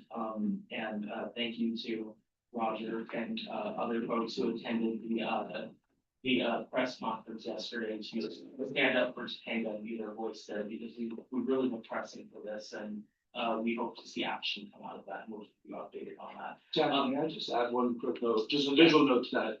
Right now, the way it stands, all the power lines go underground, the telephone poles stay up with the communication lines up. And what they're planning on doing is just lopping off the top of the telephone poles. They've already done that. Yeah, they did that at north end of the canyon, which means by undergrounding all of the communication lines too, telephone poles come out. So anyone that's along the boulevard, John. Except for the those micro are- repeaters. yeah, there's definitely exactly, there's gonna be cellular systems. Except for the cellular ones, that's right, that's right. But several poles could be eliminated. Quite a few. I think what needs to happen next is to get the telecommunication companies around the table so that we can talk about how that's gonna happen, not only on the boulevard, elsewhere, fine, but certainly the boulevard, which is half done already. So the question becomes, how do they go about undergrounding their lines now when half the work is already done? Exactly. Yeah. The problem is, Train left the station. There's four huge conduits under there, there's plenty of capacity. the problem is that they're not at the table. They had no appetite to be at the table, which is why. Right. This. Well, we get them at the table. Kind of last minute effort to get them. Yeah, God bless you. I did see Susan's comment in the chat about the fact that a lot of this work has already been done. That is the point. We don't want them to finish this and then have them come in and then do it then. We want them to at least come in now. We know that it's gonna cause probably a headache for people to have them come in and begin trenching again down there on the lower part. But it needs to happen. Right, So- but FCE did build like trenches involved and conduits such that it could be sort of accessed, but they may need to open it up, but hopefully maybe they could do it. It would be better now if they can do it now rather than Yeah. wait a year or two down the road. The question that I have is that all the work they've already done on Tank Cave, basically from the valley all the way to Hackett Trail, that area. Is there capacity? You're saying, Brody, if they have enough, the pipes are big enough, they can run it through that? No. Okay, so then they have to, on that part. The answer to that question as it stands right now is no. Right, so they'd have to do it again if they were. That is part of the problem. There is here's what I was told. I was told that there was a thing called a mini trenching. I'm not sure what that is, but mini trenching may need to be done. Okay, we need to discuss later because we do have a woman who is presenting dark Yes, skies. so Great. let me wrap up, and I will just, to Roger's point, I will say that this came quickly, this motion it did not, it got bypassed cluster, as you guys know, in the best way, with the most impatient person, because this idea came up and she said, you know what, let's throw it on there as quick as we can and get this done right now. So that's what we did. And I'll keep you guys all in the loop. You will naturally be in the loop. We'll update you guys on that. Emergency prep season has come to an end in our office. We have finished our last emergency prep event of the year. We had a skirball center last Sunday. So for those who came out and were able to brave the rain for that, we appreciate it. That wraps out all those. We do have a new office location. We have moved. We're doing the walkthrough tomorrow. So come Monday, that we will be open and ready for you to come and visit if you'd like. The address is 27001 Agora Road. It is on the. It is right here on the agenda. I will submit for a correction. It is not Suite 250. It is Suite 260. 250 is the County One Stop Center next door to us. So we are right next door to them in Suite 260. We are right across the street from the Lossville Sheriff Station now. So all the county stuff is right there. And then the last thing I'll touch on is that last month, I may have updated you last month on this already, but Supervisor Horvath introduced a motion of Supervisor Barger to essentially sever the Office of Emergency Management from the CEO's office and make it its own standalone department. So we are in the work of exploring what that would look like, and there is a report back coming to the board soon, and we'll keep you in the loop on that as well. That's all I've got. Yeah, very good. All right. So we're just gonna quickly go ahead and move on to our dark. Carrie, I just want to suggest that we go over the 8 o'clock time period. Yeah. Because we've got this very important dark sky. Right, exactly. So let's get started on the dark skies, and we will ask Ashley for extension. Okay, without further ado, Anna Johansson, but I would like Todd, would you like to say a few words? No, I'll let you carry it. I'm sure I'll have a few questions for the team, but I'll let you make these introductions. For the delay, our meetings do tend to run a little bit over, but we will make sure you have all the time. That you are online. Okay, go for it. Hi, good evening, everybody. It's great to see you all. Thank you so much for giving me the opportunity to make this light pollution presentation. I know it's late, so I'm gonna jump right into it.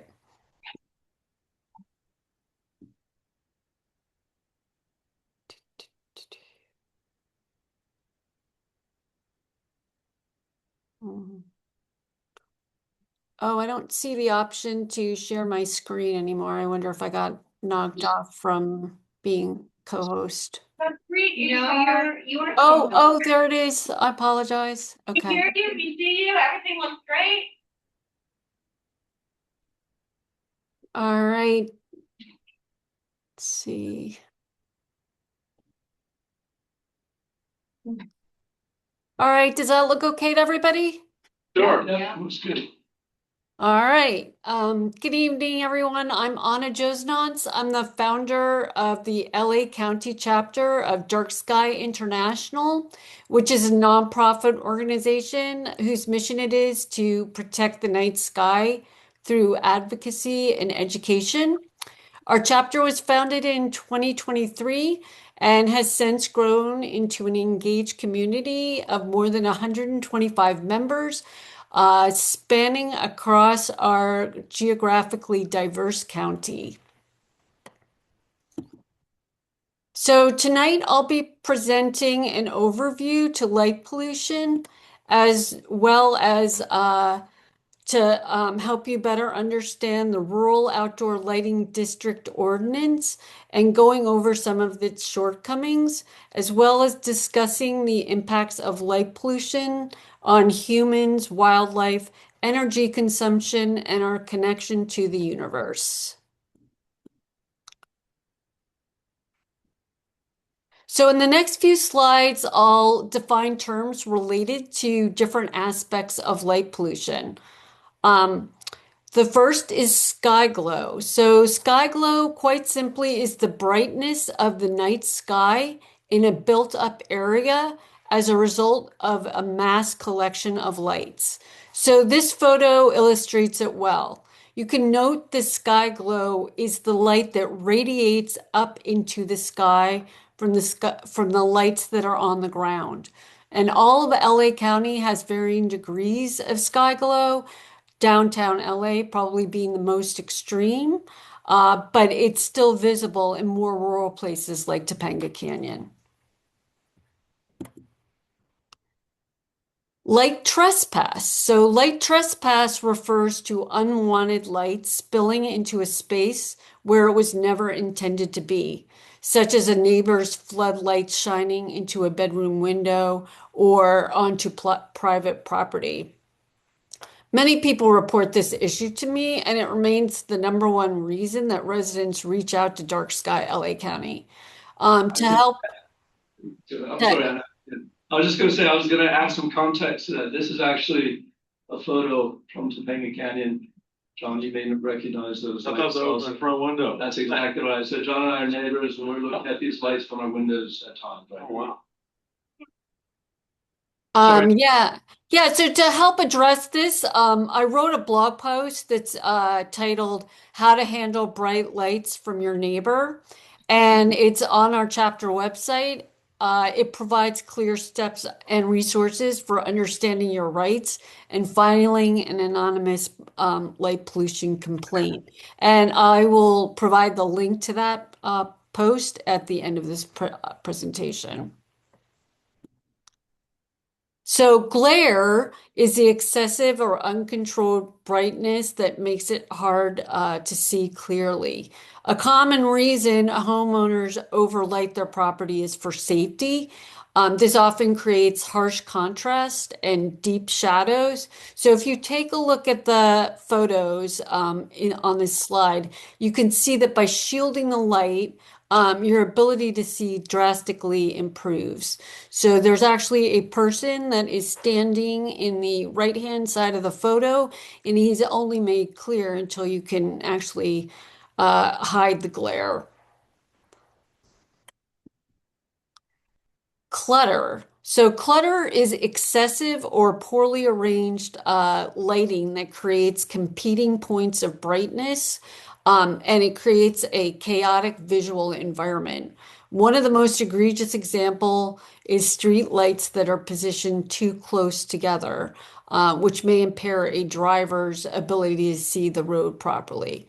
Clutter contributes to the broader problems of both sky glow and glare that affect entire communities.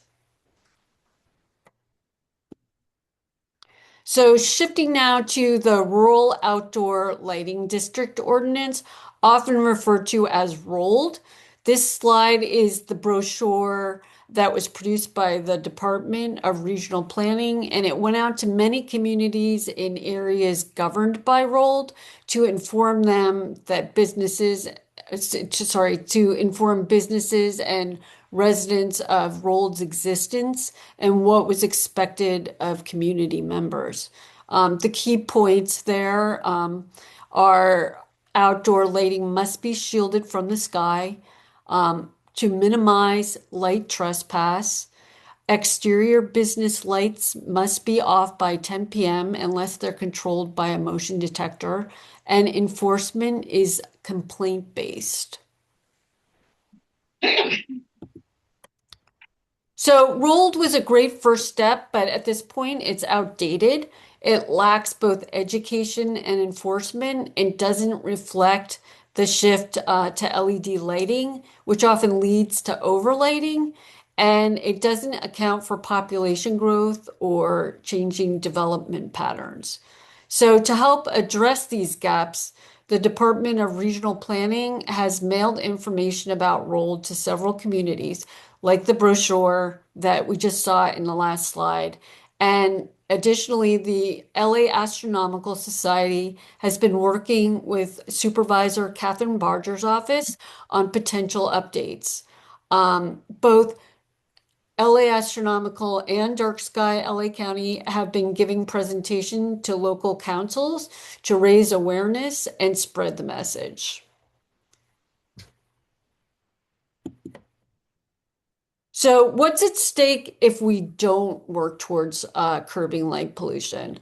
The impacts of light pollution are profound, affecting both human health and wildlife in ways we're only beginning to fully understand.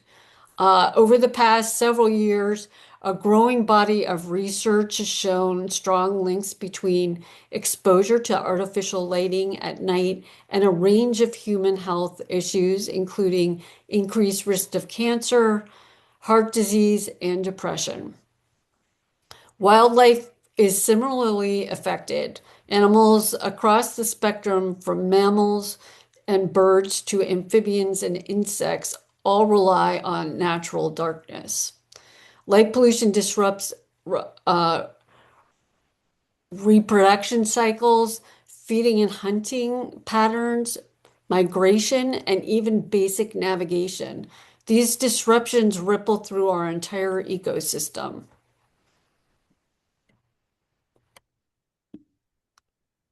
In addition to the impacts on human and wildlife, there's also a significant cost of wasted energy. In the US alone, an estimated $3 billion a year is spent on unnecessary outdoor lighting. And beyond the measurable cost, there's the more intangible costs of the loss of the connection to the cosmos. That's actually why I became personally involved in this work. Some of my most treasured travel experiences come from finding places where the night sky is truly dark, is still truly dark. And I'm sure those of you who have seen dark skies understand their value and importance. Sadly, many Angelinos have never had this experience, and the risk that future generations may never see it is increasing every year. So a recent study illustrates what lies ahead for these future generations. The night sky is getting brighter every year. Satellite data shows that on average, it's increasing by almost 2% annually. But the numbers are even more alarming when you look at the bigger picture. From 2011 to 2022, the sky's brightness rose nearly 10%. That's a doubling of the night sky's brightness in just under 8 years. So what's behind the rapid increase? A big part of it is the widespread shift to LED lighting. And while LEDs are more energy efficient, they often end up being overused, and that type of light that they emit, which is cooler and bluer, contributes significantly to light pollution. So I just wanted to say thank you all for your time and attention, and especially to those who made this presentation possible. If you have any questions, please feel free to ask. And if you think of a question later or want to connect with me, I'll put my email in the chat with a link to the blog post concerning filing an anonymous light pollution complaint. And finally, I would encourage you to check out our website where we have a lot of great resources and information. Thank you. Thank you.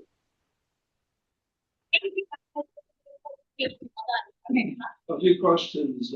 One, I think this is more for the community, but then Anna, those that have lived in the community in Topanga, are you noticing an increase of lights? Yes. Yeah. String lights. Anyone notice the post office when you're coming around at night?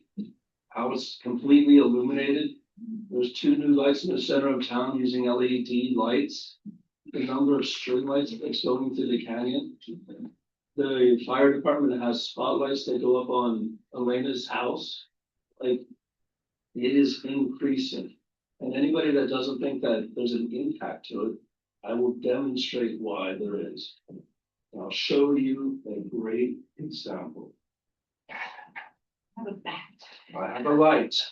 Uh-oh. And help. Uh-oh. This is an LED light. Anybody want to turn dim the lights? Somebody just lights who knows how. Do you want to look directly at those lights? No. You know, Carrie's walking away from the light. It doesn't make a sound. But look at everybody's reaction. Still a lot. It's a lot of looms, and if you look around the canyon, these are going up everywhere. That's my point. The question is why? Why? And why are we allowing it to happen in our canyon? So the whole reason why Anna is here is to start with the education, because it starts with the conversation nowadays. My understanding is there is a dark skies ordinance. There is. So how is that being enforced? We had some regional planning on. It's not. Right, but on the side. But it exists, right? There is. The last we checked was they didn't have a budget for overtime, so they couldn't come out at night and verify. Exactly. Okay, we actually on I believe from regional planning, Right. Jesus Ferreira, who can answer what regional planning is doing in terms of enforcement on the ordinance that was passed a couple years ago. Hey, good evening, everyone. Thanks for having me. Thank you all for your time here. It's been a lovely meeting. Can you all hear me, by the way? Yeah. Awesome. So I'll start with just quickly introducing myself. I'm from the Zoning Enforcement West team. Diane Temple is also on the call. Some of you may have interacted with us via email or in person. Happy to see some familiar faces. But to address the first question in terms of overtime inspections, so we do have resources for that. But typically what happens is we need to plan in advance for those types of inspections. We can't just same day we receive a complaint. Let's say we receive a complaint, hey, my neighbor has bright lights. We can't go that same day, most likely, because we have to receive authorization for the overtime inspections first. And then we typically tend to want to combine multiple locations if possible. And so we'll try to batch them together. So in short, there are resources, but it's usually takes some time for us to actually get out there. It's not as fast as other types of inspections. And I got a question. How would I know whether somebody is in violation of the ordinance? I've got a neighbor who has a horrible light that comes on automatically and it ruins everything. And how would I know if that is allowed or not? Great question. Great question. That's a good question. Are there any loose guidelines for the? Horizontal, it's illegal. Yeah. So there's different things. One, just to be clear, we're under two different ordinances. One, which is the coastal ordinance for responsible exterior lighting. Right. And you can find that under LA County, regional planning and compliance. The other is, that takes us up, what, Roger, is it 8 miles up into the canyon? The chaining? I think up to the chaining. The coastal ordinance, probably 6. Yeah. It's a 6 days. And then beyond that, the roll takes care of this north end of the canyon. What takes care of it? Rural outdoor lighting district. Okay. Now, how can you tell if they're in compliance? Yes. Yeah. Hi, everyone. This is Diane Temple.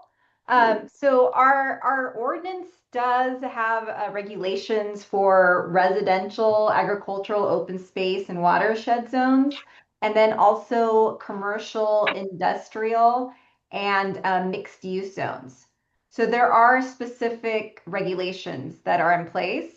What we can do is we can provide all of it, and I believe it's in the brochure as well. So there's things like lighting allowances, like light trespass. There's light trespass is completely unacceptable. Shielding is something that's required for outdoor lighting. So we go to the properties and we check for shielding. There's maximum height requirements also. And then there's the lumen, right? So there's a lumen maximum. And we do have ways to measure lumen. So this is everything that we do when we go out and conduct overtime inspections at night, once we receive a complaint for a property. And just to add to that briefly, thanks for whoever allowed me to unmute myself. To someone's point earlier, there are technically different types of regulations that may apply depending on where exactly you are in the mountains, because there are properties that are coastal zone, there are properties that are non-coastal zone. But in a nutshell, throughout the Santa Monica Mountains area in its entirety, there are regulations that do limit the type of outdoor lighting. And we're happy to, I can put on the chat or I can provide an email right now on the chat as well. Yeah, we're happy to answer all those questions. Contact at Topanga and we can push this out to the community. Yeah. Would a notice like that be valuable to send it out with your utility bills? Great question. Is it possible to make So that happen? everybody gets it? Okay, Madad?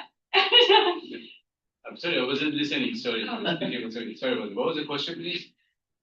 She was asking if, basically, there's this dark skies ordinance that a lot of people don't know about, and it would be helpful if they could just get a little brochure or a reminder. And she was wondering if, in order to get it to everybody in the canyon, if we could put like a little flyer about this county-approved ordinance into a utility bill. Yeah.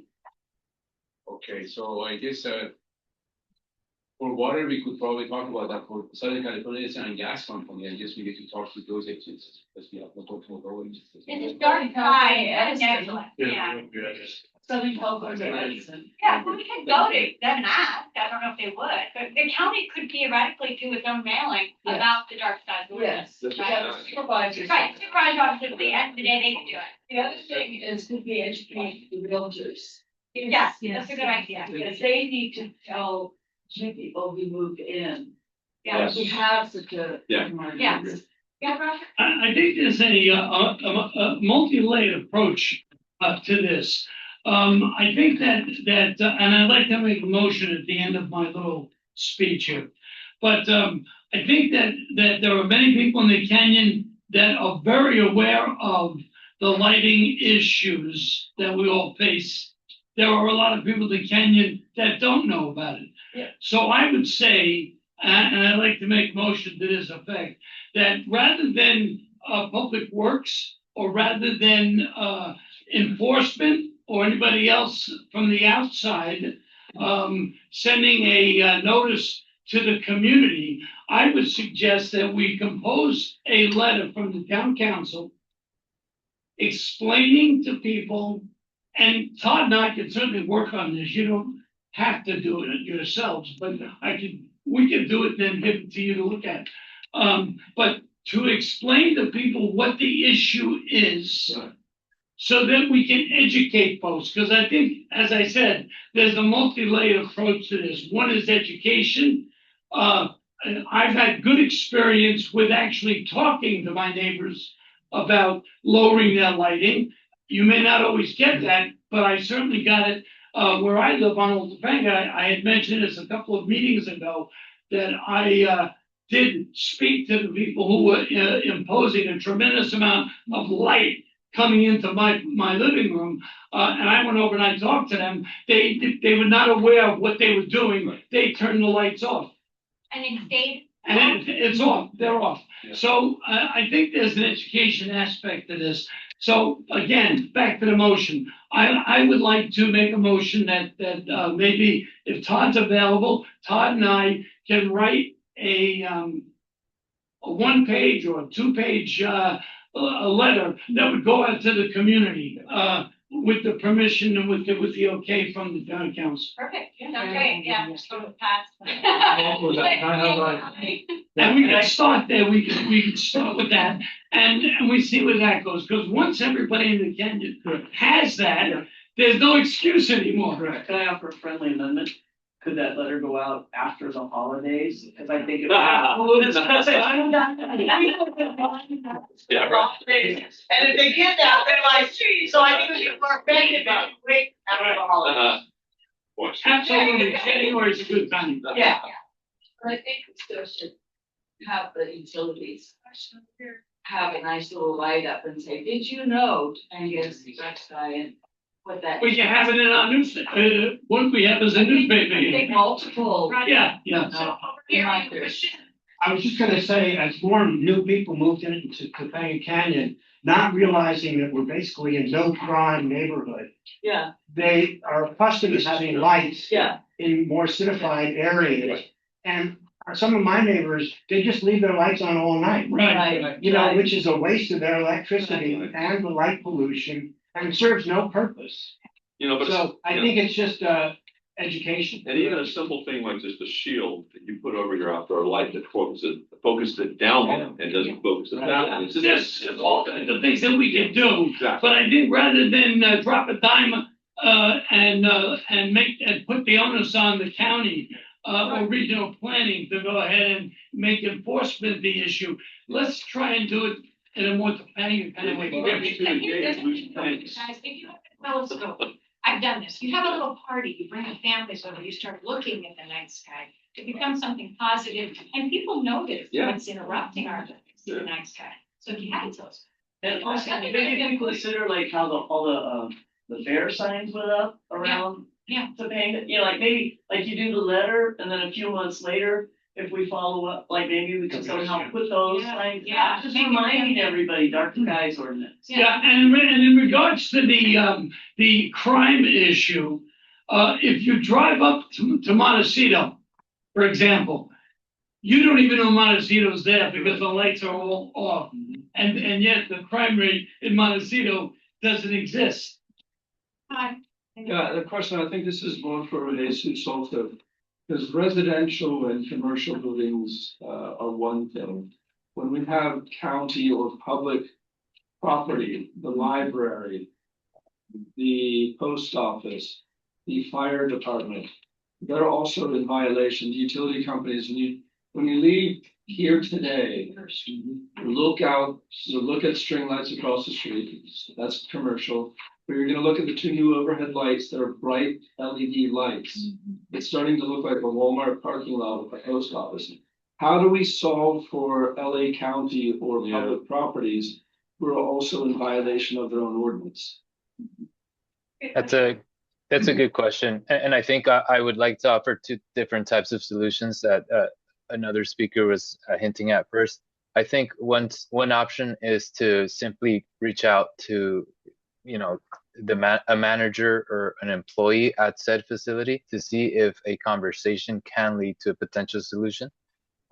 In many instances, county facilities, we are looking to be good neighbors as well as representatives of the county.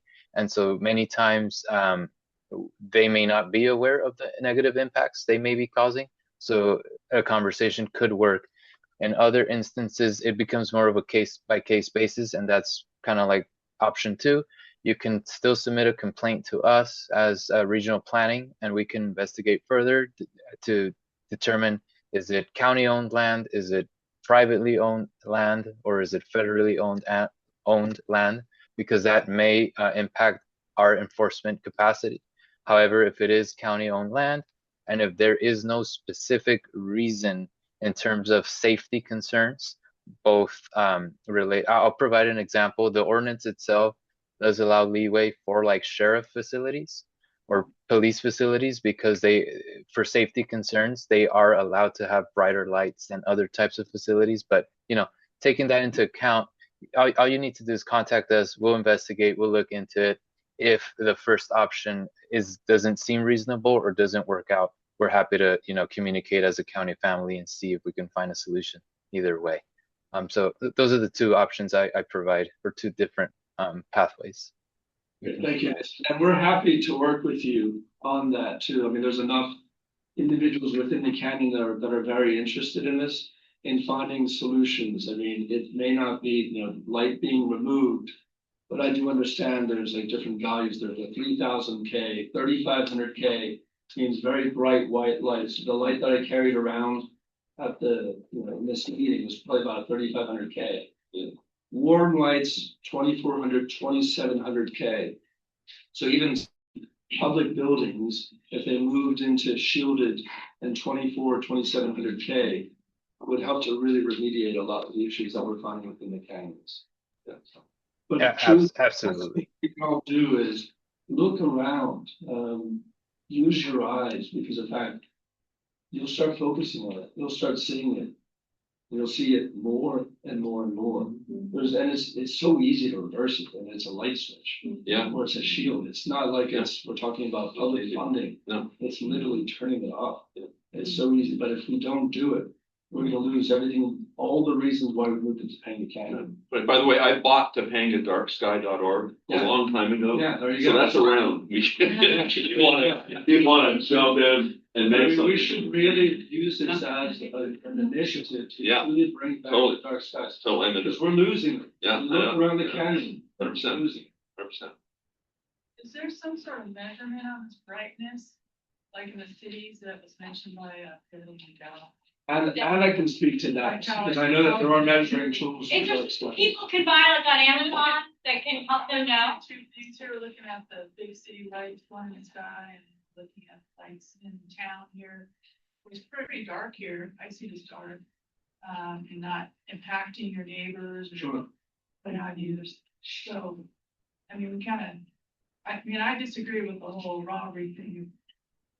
I would have lights on my property. I think that's a deterrent if you're a thief versus even with motion detectors, which aren't always reliable, and are not working all the time. Put lights in your parking to some degree. I think that further will not go on that property. Somebody that's doing just, go to drive or whatever. I don't know if any of you had anyone have experienced something from any property and damaging your property or robbing your property. Has anyone experienced that last 20 years? Never. No, okay, well, I have, so, and I have some lights, so. Yeah. And then there's homes that are left, because they're being sold, we've heard about people buying a property, stealing appliances, stealing copper, whatever, but. I would disagree on the lighting to some degree. Well, you can just focus them down. That's the main thing. The huge thing is just the focus. If you have a bulb like that or a bulb that's focused. You have a shield, like Yeah. a light, it goes down, but. Yeah, but you can cover it. You can get enough space to where somebody's deterred. Believe me, it'll light them up. It just won't light the canyon halfway up 3 miles away. Way your fence set up, everyone has different dimensional property layouts, so, but I'm just curious about the whole measurement. Yeah, so Because I that don't know, question, yeah, no, really good Is it point. from the sky, is it local measurements? Is there a device you can buy and how do you go about measuring it? Put it on a light, how can you do it and what do you? No, I mean, she works with brightness in the city projecting up. When you look at North Korea and South Korea, you can see from satellite, one's dark, one's bright, a lot of it. How do they measure it? Like, how do we know, what is the source that determines increasing? Diane, hey Sue, do you have an answer to that? Well, we have a light measure, and I must admit we need to upgrade our light measure, and because it is something that that I think we've had around for quite a while, so we do need to update that and and ensure that our new staff have training in utilizing it. It is very local, like we'll go out to the location and measure from there. So it's not an exact science, I must admit. We do the best we can with what we have. But usually it's not just the measuring, it's also the fact that there's no motion. As part of that, they don't have the motion lighting. They usually do not have shielded lights. So it's an accumulation of violations that's how we, Is there a tool enforce. that one can buy, a consumer type tool that one can buy? Yeah, there's a Yes. You can Yeah. measure color temperature increase and all that you can. I just thought that the city were getting huge sort of light. Right. Brett talks about price, you see. Okay. So what happened on my motion? Alright, so wait, quick, we're gonna do, we got to go. Yeah. But quick, so 8 or 9, we've already gone over, they're holding the library open for us, so we do need to basically wind this down, but really, really good questions, and I'm glad you brought up the concerns of homeowners who face crime and sort of addressing that. Okay, well, we're lots more to talk about, but we are out of time. We will do the letter, Roger, that will be going out, so you guys will draft it, and then we'll finalize it. We'll send it out. And then we are not meeting in December. We take off in December because nobody comes because of the holidays. And then we'll be back in January, third Wednesday in January. So I think it's the 15th, is not 100% on the date. But you'll get plenty of And by that time, the letter will go out. Yeah, and by then the letter will be done. We'll have plenty of other controversies to talk about. Okay, everybody have a wonderful. Hey, by the way, we're having a great meeting tomorrow night at 6 o'clock called Beyond the Brush, Protecting Topanga through Strategic Fuel Reduction. It's gonna be interesting. How about vegetation reduction?